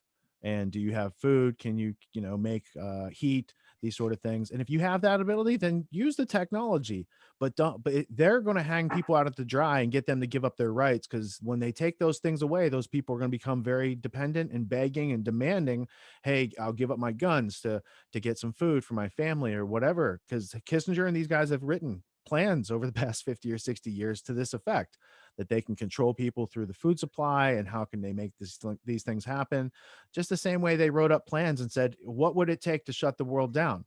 It would take a pandemic. And what kind of pandemic? It has to be a respiratory virus, and it has to be a novel coronavirus with these characteristics. Lockstep, right? When they wrote that, well, this was the 2017 Pentagon pandemic planning document. But by the time they wrote that very specific prescription for global lockdown, they had already done the gain of function in science papers and got the thing that they wrote about. That was the Wuhan lab place. Okay. Yeah, and there's a couple other labs involved, but they lamented in their papers that the horseshoe bat coronavirus won't attach properly to the ACE2 receptor in humans, and so then they had to merge it through gain of function with a pangolin DNA to make it more easy on the uptake and spreadable and hideable. So pangolins don't see each other very often, and that's why the CoV-2 can incubate and hide asymptomatically, they say. Well, that's why Alex every day talks about the game. Folks, it's gain of function. Gain of function. I have the documents. We have the documents, ladies and gentlemen. Detroyer, $5. Would you say that the elites are being fooled by fallen angels that do the devil's bidding through New Age rituals? I think that some of the elite believe in the darker esoteric stuff. Maybe not all of them. I think that people like David Rockefeller, as far as I could tell, was just an atheist. But definitely some of the elite do seem to take things like this very seriously. Some of the lackeys, like what's the Temple of Set guy that just died? Michael Aquino, I think he took his Satanism pretty seriously. There were people from the Temple of Set that were involved in the Club of Rome. So I forget the guys. I think Maurice Strong was connected to some Temple of Set people. So some of these people, yes, they do take it serious. Not everybody, but does it really matter whether you're a Satanist who believes in depopulation or an atheist who believes in depopulation? They all believe the same thing, right? But I would say that from my perspective, anybody who does believe in those things ultimately is duped by Satan. Absolutely. Yeah, and you could also just look at the whole thing as people who aren't thinking are going to get duped and be under control. And that Aristotle described the soul as your brain's capacity to have thoughts and to have dialectical thinking and these sort of things, to compare and contrast that which exists in objective reality to that which we perceive and are as subjective reality, and that the human experience is a mix of those two. And scientism wants you to believe it's all one thing. And there are some groups out there that want you to think it's, Hume, it's just all made up. And when I turn around, the door disappears or whatever. That's not, you can test your way through those types of things, right? So philosophy is something that is hugely useful in finding truth. And most philosophy, as it's taught in university, is done to obscure truth. I got an F in philosophy one time in college because the assignment was to write a paper. You had to fill up these books, like write like 30 pages on why God doesn't exist, because my philosophy teacher was an atheist. And just because I was a cheeky type of dude, I was like, here's why God does exist. And I wrote a whole thesis and I took the F, and I was like, philosophy is not going to be my thing in the future. But then I found it on my own. I'm like, oh, this is a system of thinking so you can find reality and actually plan effectively for the future, which is, the reason capacity is what makes humans human. It's what differentiates us from the squirrels. But all along with that, the absence of reason also brings us self-pity and the loss of attitude of gratitude and these things. And those will kill human beings faster than a lot of other dangers in the world too. So we have this gap in our programming because we're not automatons. And that's where we have a choice to think or not to think. And by asking the question, we are thinking, because thinking starts with asking questions and finding answers from there. And if we end our sentences with declarative, here's a period, that's the absence of growing. That's not learning. That is under control. That's a stimulus reaction is being used as mind control every day by the status quo. Amen. Wow. That was almost poetic, Richard. Almost, though. Tyler Bloyer. No, I'm not being cheeky. I'm being serious. I thought that was really good. Tyler Bloyer, $25. Let's get the Klaus accent going for the Illuminati. Is Klaus the real? Yeah, in a sense, yes. I mean, I don't think Klaus is at the top of the pyramid, but he's definitely one of those like up there, towards the apex frontmen type of people. Is there a Germanic, Swedish, Swiss-ish sort of Nazi background to Klaus? Is he one of these Prince Bernhard connected guys? I don't know, but the fact that a guy with a German accent has plans for the world and nobody's saying anything about it, I'm like, wait a minute. And he looks like a Bond villain. I mean, he looks like straight out of liberal, though, it's okay. Like if you just say you're liberal, you can do anything, right? Yeah. Yeah, that's pretty much how they. I want to take over the world and kill everybody, but I'm liberal, so it's okay. Right? We have to get one of these variables to zero. Says who and why? And what are you talking about? Everyone's just like, I'm like, no, that's a plan to kill people. That's a plan to kill people, what he set up on stage. And then the next time he did it, he's like, I just let mosquitoes go in here that can vaccinate you with our new thing. And it's like, how do you control the dosage on that? And whoa, what? That's as crazy as putting fluoride in the water. Yeah, I mean, all of these people. Yeah. I did a talk where I summarized the 10. I called it the 10 Commandments of the Global Elite, which was just at that time. I think I'd only done 45 of the elite books. But what are the 10 commonalities that they all share? And one of those 10 Commandments was, of course, obviously depopulation. There's not a single global elitist who will deny that, right? And there's others as well: an integrated, cashless global economic system, no borders. You could come up with 10 of these, right? But one of the first was definitely depopulation. So there's not a single global elitist that would deny the need to massively depopulate the world. And you should, read like George Bernard Shaw and some of these other Fabian socialist eugenics people write about other races. And like Darwin's book, all those liberals, they love Darwin. Here's what I can't figure out. First off, liberal has to do with freedom. So I'm not going to call them liberals, but progressive leftists, right? The Democratic Party was controlled in the 1800s by in the Civil War period by August Belmont, who was the Rothschild front man in America. That was the party of slavery. They did not fund Lincoln. Lincoln had to print his own money, and then they had it before and they had it after, but they weren't working with Lincoln. They were supporting the Confederacy. So how do the people that are supposed to be anti-racism support the party of racism, right? There's a whole bunch of those contradictions that go on through time. And I'm like, if people just understood the history, they would probably act very differently in those situations. What was the specific one you asked about before I went on the Democratic committee thing? I forgot. That's good. What were we talking about? We were talking about it doesn't matter. We can move on.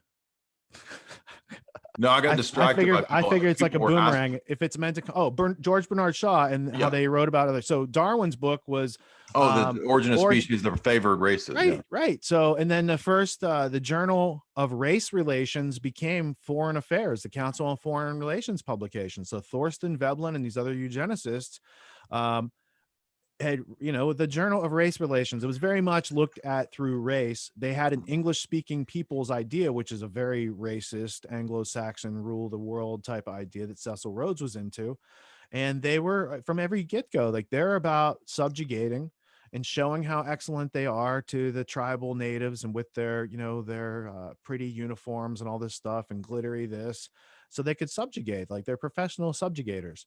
And it had to do with trade and black markets and masonry and religion and politics and economics. Like there's a whole bunch of layers to study about how the world works. But I think adults in this world who don't usually get the rites of passage should like give themselves the rites of passage so they know what's going on. Yeah, and that's what we are here to do, both Richard and myself. We try to educate, and hopefully you guys are benefiting from that. I think so. We've seen a tremendous amount of growth in the last 4 or 5 years. So love you guys. Thank you all so much. Be sure and hit like and share. Coed Ben Haven says for $5, John D., Francis Bacon, and the Rosicrucians were allegedly some of the first spy networks from the British Crown that the British Crown worked with. Well, John D. was definitely a spy. I guess probably Richard or Francis Bacon was, and they do like to use those esoteric societies for spy networks, builders of empire, right? Why are these hermeticists always there? Well, from my vantage point, just a simple answer is that secret societies provide a great way to have and pass secrets. So there you go. Yeah, and one of the secrets they pass is in Hermeticism is the idea of the golden or not the emerald tablet of I forget who. Anyway, the Hermes Trismegistus. Yeah, Hermes Trismegistus and the emerald tablets, and it's not a real artifact, and it basically represents alchemy is changing not base metal, but your brain from lead into gold through a process of education, and then in the emerald tablet. I was thinking Mormonism with the golden tablet. The emerald tablet, it's this process of like putrefaction. So it's a methodology for building yourself over and over and over again. And the cycle completes itself in macro and micro aspects on a project or over a decade in your life, right? So knowing where you're at, like there's a curve to it. If you map those stages of alchemy internally, it looks like a learning curve. And so there's a part of every project where I feel like, why am I doing this? And I should quit, and I'm never going to get this done or whatever. And I know if I persist past that and I get up, I'll start to see the benefits. So the Hermetic tradition was there to let people know where you are in this development process. So if you get discouraged, you remind yourself it's a phase, and when you look out for what the next phase is, so you can progress. And so it's like a spiral, like at a parking garage or a spiral staircase, where it seems like the same process over and over, but you're at a different place in time space when that goes on. Does that make sense? Absolutely. Archimandrite Emilianos, $10. Is ALEX JONES a limited hangout or a deep operative, or is he altruistically well-intentioned and a Jesus lover? Well, I can tell you that I've watched and followed Alex since 2003. We spent the weekend with him, a couple weeks ago, and he is the person. When he's in person, he's the person that he is on air. He's no different. So I think Alex is a sincere guy. I've always thought he was a sincere person, and I don't have anything negative to say. I thought he was really cool, a lot of fun. I don't have any. I don't see anything that he's done that's that would lead me to think that. I mean, the level of sort of attack that he's undergone and censorship.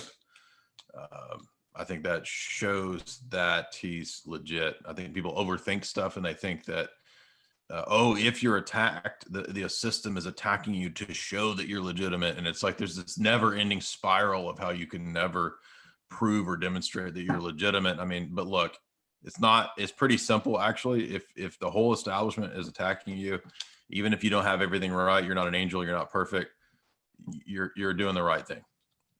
Yeah, let me say that I've watched Alex Jones from about that same time, because that's when I was starting to wake up into the world and ask questions. And he was the only one basically having a show on every day, interviewing people who have written books so I could kind of actively research. So big debt of gratitude to Alex for just being there. And for me, it's never been watching Alex. It's watching the guests on his show and looking at the news that's covered on the show, right? Because a lot of people have an allergy to him, you know? And I'm like, discard the messenger and look at the message inside the envelope, right? Don't worry about the postman. Look at the message in the envelope. That's where the value's at. And so over the years, there were times when I was like, I wish he would do this or that. But then I discovered, oh, that's my responsibility in the world. He's already working 100% and doing his thing. I should add to the conversation and do those things and bring it, So that was good, because I think if he just would have responded and done the thing, I might not have created stuff myself and gone to be like, somebody has to do this. That's a good point. Yeah. And by the time I met him in 2013, I was interviewed for State of Mind, The Psychology of Control, and then they lost their writer. And then they came to me and said, will you be our writer? Because you know about the whole topic. And I said, if I could write it with my friend, Kevin Cole. And they said, yes. So we did. And then the producers of that movie did a distribution deal with Alex. And we wrote the questions for Alex's interview. That was the last one filmed for that movie. So when I went there in like June of 2013, we were down there for 3 days. Alex had just gotten back from Bilderberg. He was jet lagged, and yet he was at the office anyway. We shot a radio show segment. We shot some footage for the Obama deception. He was in the room asking me questions for the Obama deception. He kept falling asleep. And while I was answering a question, he would fall asleep. And I wasn't taking it personally. I knew this guy had jet lag. He hadn't slept. He's here trying to do this work. And that was like the 30 seconds he could close his eyes for a minute and be like, okay. So I was like, wow, this guy's legit. He's working his ass off. Everything I saw there, as far as all the people there, the highest caliber of integrity. I didn't see anyone there. It didn't seem qualified or I didn't see government spookiness. I didn't see things that couldn't be accounted for by his revenue streams. I didn't see anything that I would consider like untoward or like off-putting, right? So all the people there were pretty cool. Alex is definitely a force in nature, man. So when you were saying that, I was laughing because He's a ball of energy. I heard him. I was in like a little break room and I heard him in the hallway between, radio show breaks. He came out of the studio and he was roaring and I was like, oh shit. Yeah. He's down the hall. He's coming this way. And, he was very nice to us and we hit it off. And he said, this guy's really smart and we should have him back on. And that was like the kiss of death. That was it. That was never heard from him again. So he says that about you, get ready. No, I'm just kidding. Yeah. He's a busy guy. I'm not on his radar. Wasn't looking to get on his radar. That was, so I don't, and then he went through all this stuff over the past couple of years. And so what I've noticed is he's lost his ability to articulate clearly and cogently the line of evidence that delineates from where people are to where he's at. And he now has people like Michael Malice there to be like, hold on, Tim, it's not so crazy. What Alex is saying is true. And what he's not able to say right now is this. And that's awesome, because that's kind of what I saw that they needed back then was you have all these things you talk about on a regular basis. Let's get those pieces of evidence out there so the audience can start passing them around, because that's currency with their friends and family. Right. So just saying I have the documents and not having somebody on staff to be like, here's the document. Now tweet it to everybody. Yeah. Right. But again, that's me saying that's how I would do it. So that's how I have to do it over here. Right. I don't run InfoWars. Well, the 4th hours that I've hosted have been great. I haven't had, nobody's told me what I can and can't say. So For me, it's been great. And Do you use any of his supplements? Because I've used his supplements for a long time, and I was like super critical. I was like, these are probably bullshit, but I'm going to try it. And I was like, oh, that actually works. And so I was like, this is one of the best parts of that relationship of knowing about InfoWars was at some point he went and white labeled all the best things or got the best ingredients. And to this day, I still, even if I'm not watching the show, I'm still ordering some toothpaste or a couple other things we get. Well, we know you have super male vitality running through your veins at the moment. Peter asked you, Richard, for $5. What are your thoughts on religion in terms of the New World Order? In other words, in terms of occultism, do you think they use this? What is the extent of its importance or lack thereof in terms of healing the world, in terms of Christianity? Do you have the same worldview as Jay does on religion? I don't think anyone has the same worldview on religion, but I do see these people, they want you to not know yourself. They want you to not have a connection with your creator. And if there is such a thing, they want to define it. They want to manage it. They want to mediate it. And they want to drain any value out of it and take it for themselves and hide that from you. So really, all these occult secret societies, they couldn't have power if the average individual could come to know thyself without those mythologized proprietary rituals that Rosicrucians or Freemasons or the mysteries of Eleusis or whatever tradition has had in the past. So there's a lot more to it that they want you to know than they want you to know. I don't think that what goes on has been accurately described by anybody heretofore, and it has yet to be discovered. I think that whoever makes the first form and function discovery of how electricity works would make the most profound discovery in human history or the history of the universe, because it's how our hearts beat. It's how our brains receive consciousness into this meat space of matter. It's like the realm of creation. And these people, they're not even looking at that. They're looking at how to bastardize electricity. They're not interested in like actually understanding nature on the level of freedom. They want to do only things that are bastardizations to control creation, which is, that's left, leave it up to the good Lord to control creation. I don't need to be ruled by another man. L7 MacDadu, $5 says, I'm always listening to you while I'm making my deliveries. Thank you for all this content. I have a quick question. Could you recuperate my natural God-given faculties over a couple years of, could I recuperate natural God-given faculties over a couple years of homesteading in the far north Yukon, or is that absurd? I think a lot of people are turning to homesteading. I'm not a homesteader. We have a lot of people in our circles and in our networks who do it, who have a lot of success with it.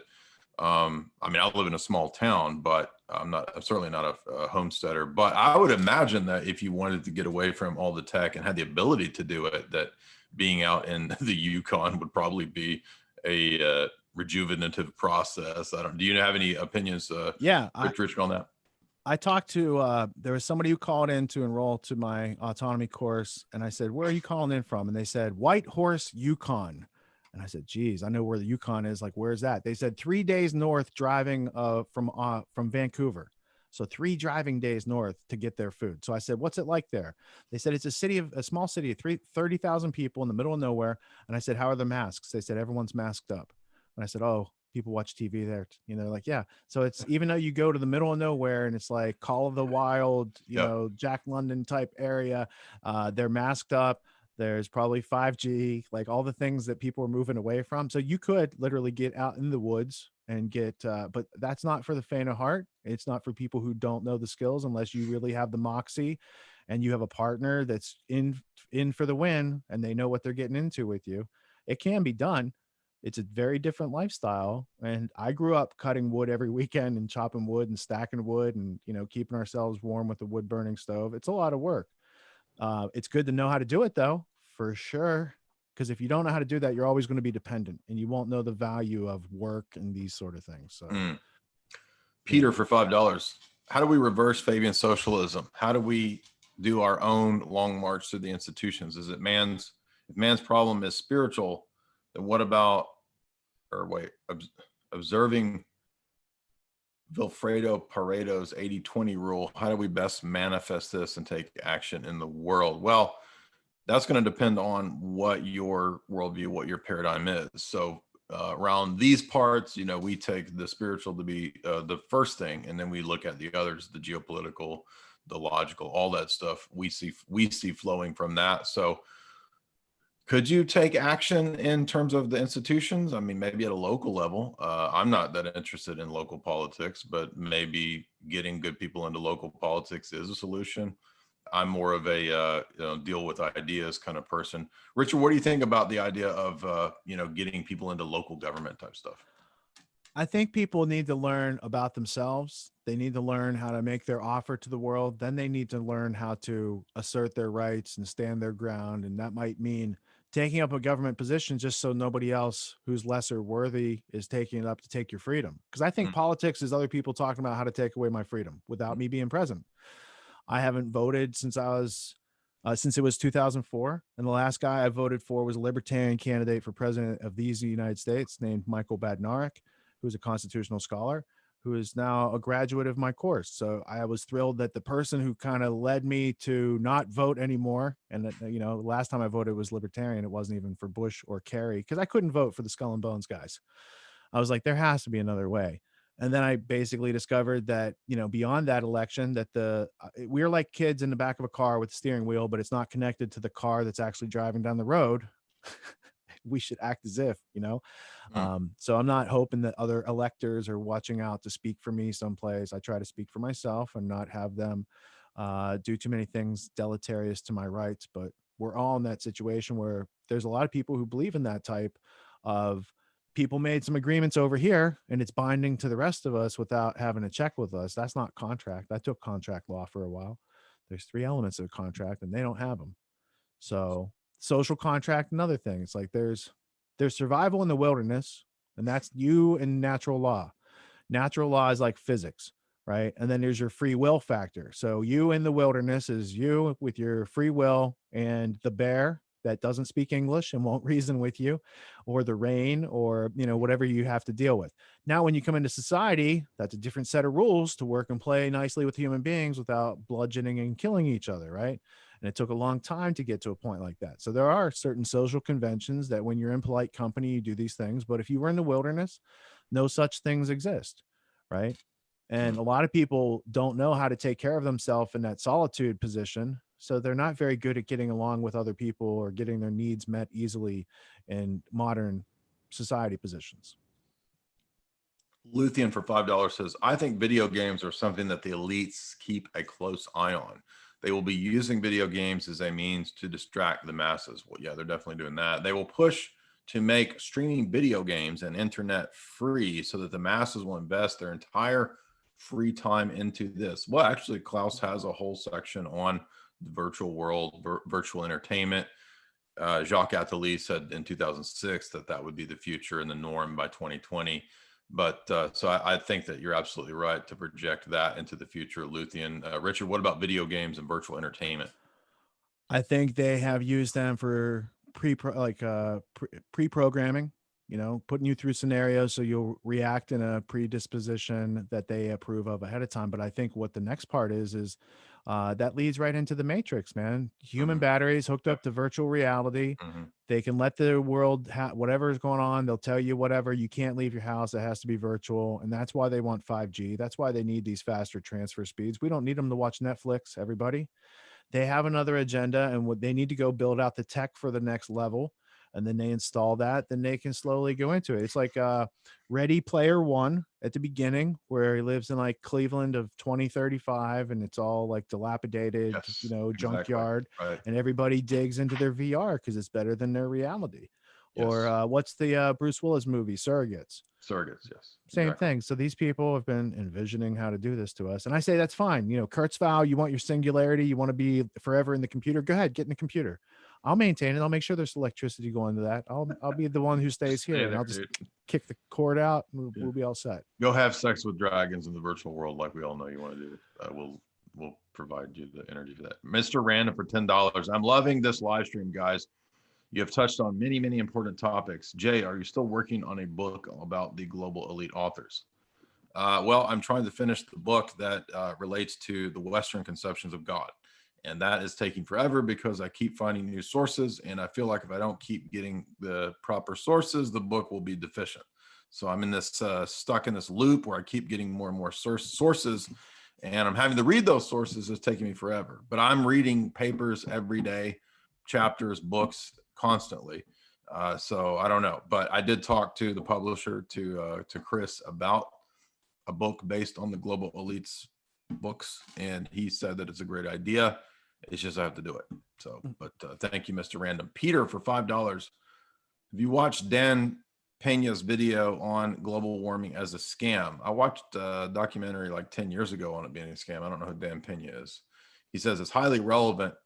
Why do banks donate green, then go and loan mortgages on waterfront property in Miami, London, with no disclaimers of global flooding in the next decade? Yeah, exactly. You would think that if they really believed in that Florida is going to be underwater, that's how they can afford it. They float those scams. And so I know who Dan Pena is. I'm not familiar with that exact conversation, but I'm familiar with the concept and why he would know, because he used to work with the guys that were setting it up, Maurice Strong and those other guys, those World Economic Forum type of clients that Dan Pena had in the 90s to make his bones in the first place. The other aspect is I don't know that Pena knows I don't know that he knows the history we're talking about. So he might have seen like global warming versus global governance, or, he knows the history of the people he was working with, but I don't think he's like done the homework and read the books. He doesn't seem like that type of guy. He just, was at a couple of these events and he's like, oh yeah, these guys are doing it. So it's a wealth and property redistribution scam, and to choke out their competition with unfavorable taxes while they remain exempt with their tax-free foundations. And, they got a plan. They got some tools. They're going to keep using those until we figure out how to take them away. Yes. Peter says for $1, Richard, would you upload your podcast to iTunes? It's the easiest way for me to hear them. My podcast is on iTunes as the Peace Revolution podcast, and then the Grand Theft World podcast will soon be on either one of those iTunes streams. So there's 2 Peace Revolution streams on iTunes. Grand Theft World will be added to it. And right now there's an RSS, and it's hosted on various video platforms. And sometimes when it's allowed on YouTube, it's there too. Peter says again for $5, you would be surprised how easy it is to get a hold of some of these elites. Brian Rose from London Real just blasts out mass emails for guest interviews. It's just a numbers game. Yes, I have gotten into contact with not elite, but like, kind of celebrity type people through you just wait until they're, like Richard says, they're putting out a book, and then they're usually pretty, willing to go on and promote the books, even if they don't know who you are. Like that, they might hop on, but I don't know. We'll see about it. I'll think about who might be good to do. Master Ninja, $10. Master Ninja. I hope Master Ninja is a chick, but Master Ninja says, Richard, let's get married. So I think Richard already has. Yeah. 17 or 18 years. My wife and I, we're good. Sorry, Master Ninja, but I will take your $10. LD, $10. What are your plans to safeguard your work as censors are ramping up? Well, I have a website. I have my material archived there. I have everything backed up. I have backup places where the material is. But beyond that, I don't really know what else. I mean, I don't have the ability to constantly just be backing everything up. So, that's why I have the subscription service in case this all goes down. Everything is at my website. Richard has his own, sources and site as places that his materials source as well. So beyond that, I don't really know what else to do. What else can you do other than source your own material, right? Yeah, there's a couple different layers. I mean, there's your average like hosting where they could just take it down, and then there's new types of hosting like interplanetary file sharing system (IPFS), where you could put it up on a URL or a number. Basically, it's like a URL, and it's there, and it's uncensorable, and it could be there, and it's like a BitTorrent type of technology for websites and content like what we are putting out. And then the other end of that is to be able to upload once to an IPFS server and then have it distribute to YouTube and, Rockfin and Patreon and all the other places that we content loaders struggle to upload with. BitChute, how many times things crash going there, and having that automated so I can just focus more time on producing and live streaming, and not so much like struggling to get the content out there afterwards. And so one of our clients, it's called Content Safe, and contentsafe.co is where they're just they're doing the beta right now. They have early adopting clients. So for people in the freedom and liberty community that are doing what we're doing, they're getting their data backed up and the content set up so they can distribute. And that's a step in the right direction, because then it lets people like us produce more and get more content out there without having to do all the hassles of the dissemination. Yeah, there's nothing worse than like jumping through the hoops of constantly, because when you get to the point where you've got 900 to 1,000 videos, hundreds of essays, like to re-upload all of that is like a huge process. So yeah, they can do it like not overnight, but in a couple days. Right. So they've taken everything from like Vimeo and put it on BitChute, or now they're taking it to Rockfin. But that's a very useful service that I never would have had time to do it myself. Yeah, good to be the king for $30. Good to be the king. We was kings for $30 says you should both get together like this on the regular. This is a phenomenal cast, a cast of two, but a great cast nonetheless. I agree. It's always a great interview when we talk to Richard. Every 5 years we do this. Every 5 years. Well, actually, you had me on your thing. History, so it doesn't repeat. We did have a deep dive where I was on the deep end. That's what it was. Yeah, you were on the deep end. Yeah. But yeah, we do need to do this on the regular, but much appreciated. Good to be the king for that $30 fat super chat. Xavier for $1 says, what are your opinions on the Georgia Guidestones? How can I join your Discord? If you go follow me on Twitter, we usually share the Discord link pretty often. We have right at 4,800 right now. So we're almost at 5K in the Discord. Big group, a lot of great, smart guys in there, a lot of scholars in there. But if you follow me on Twitter, it'll usually be shared at least once a week. Xavier, if you don't follow me on Twitter, you can still go to Twitter and just find my feed, and you can find the latest share. Also, I think we are listed in the Discord directory because we are the largest Orthodox group on Discord, so you can find it that way as well. But what do I think of the Georgia Guidestones? I mean, well, you said the Georgia Stones. I assume you don't mean like people's kidney stones or like something like that from Georgia, but the Georgia Guidestones, they are monuments to depopulation. I've always assumed it was probably Ted Turner. Do you have any comment on that, Richard? I also think it's probably Ted Turner, and it's Rosicrucian. So there's that history to it. It's somebody's wish list. It's wishful thinking. It's put there to be a PR piece, to be like, hey, we're going here. And it's supposed to be a mystery until it's not. That's how those people put their stuff out there. It's for those with eyes to see and ears to hear, as the secret society folks would say. NC Diaz for $10. I can't wait until I use my Bitcoin to buy a hologram porn star while I'm on my super male vitality. Well, as long as your hologram porn star looks like either myself, Richard, or Alex Jones, I will support that moral dilemma. I will support your degeneracy in that regard. Vatican Catholic, $10. This is not the real cult, Vatican Catholic. Why won't you debate me? John said, God is love, absolute divine simplicity. Brah, you're scared of me. By the way, I am one of the true witnesses of Revelation. Anyway, Jay, look into Theta TV and the Theta token. I have looked into the altcoins. I've spent a lot. I've gambled with altcoins quite a bit in 2020. And I have converted to Bitcoin maximalist. So I'm not interested in the altcoins anymore, but I appreciate your promotion. I will look at Theta.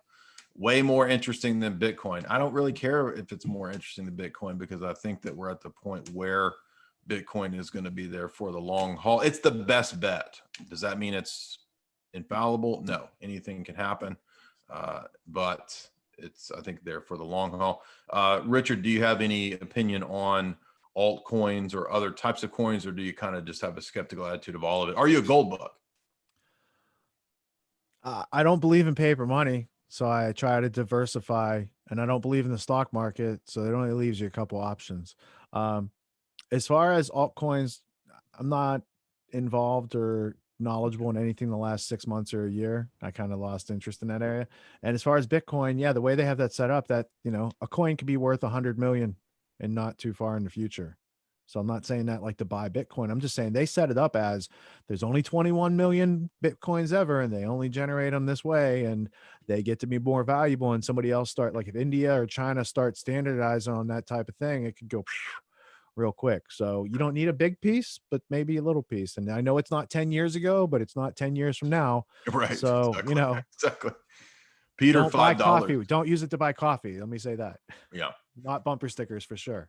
Peter for $5. I know Dan Pena personally. He does not read. He is looking. He is hooked into the elite and does know a lot of the stuff that goes on.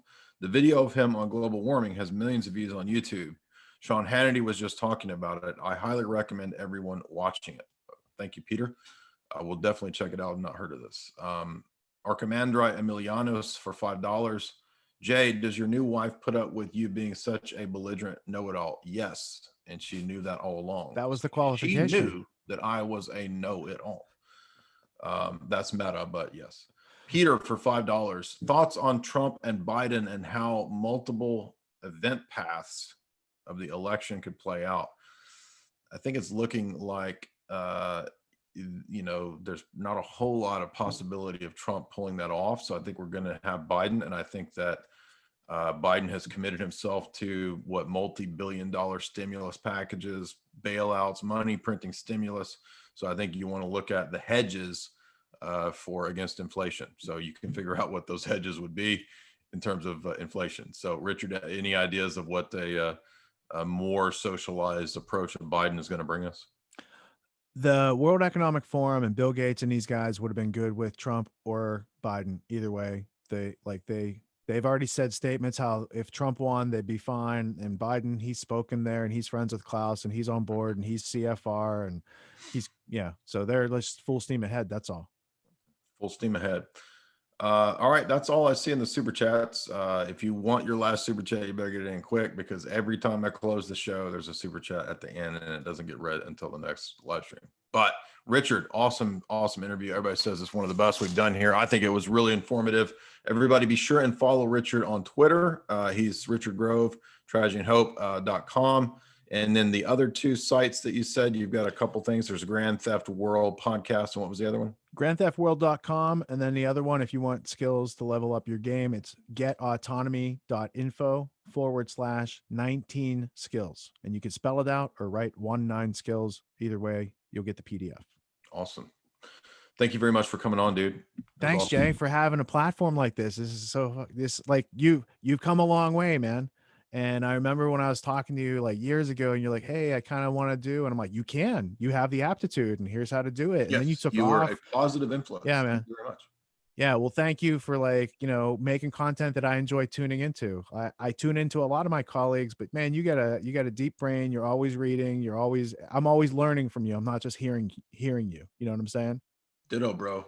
So thank you very much. And we will talk very soon. Hopefully it won't be another long stint between interviews, but let's talk again soon. Record night tonight for just a random interview. I think we had almost 800 live tonight. That's probably my biggest live audience tonight. Thank you, Richard. Hey, thank you, everybody. Peace.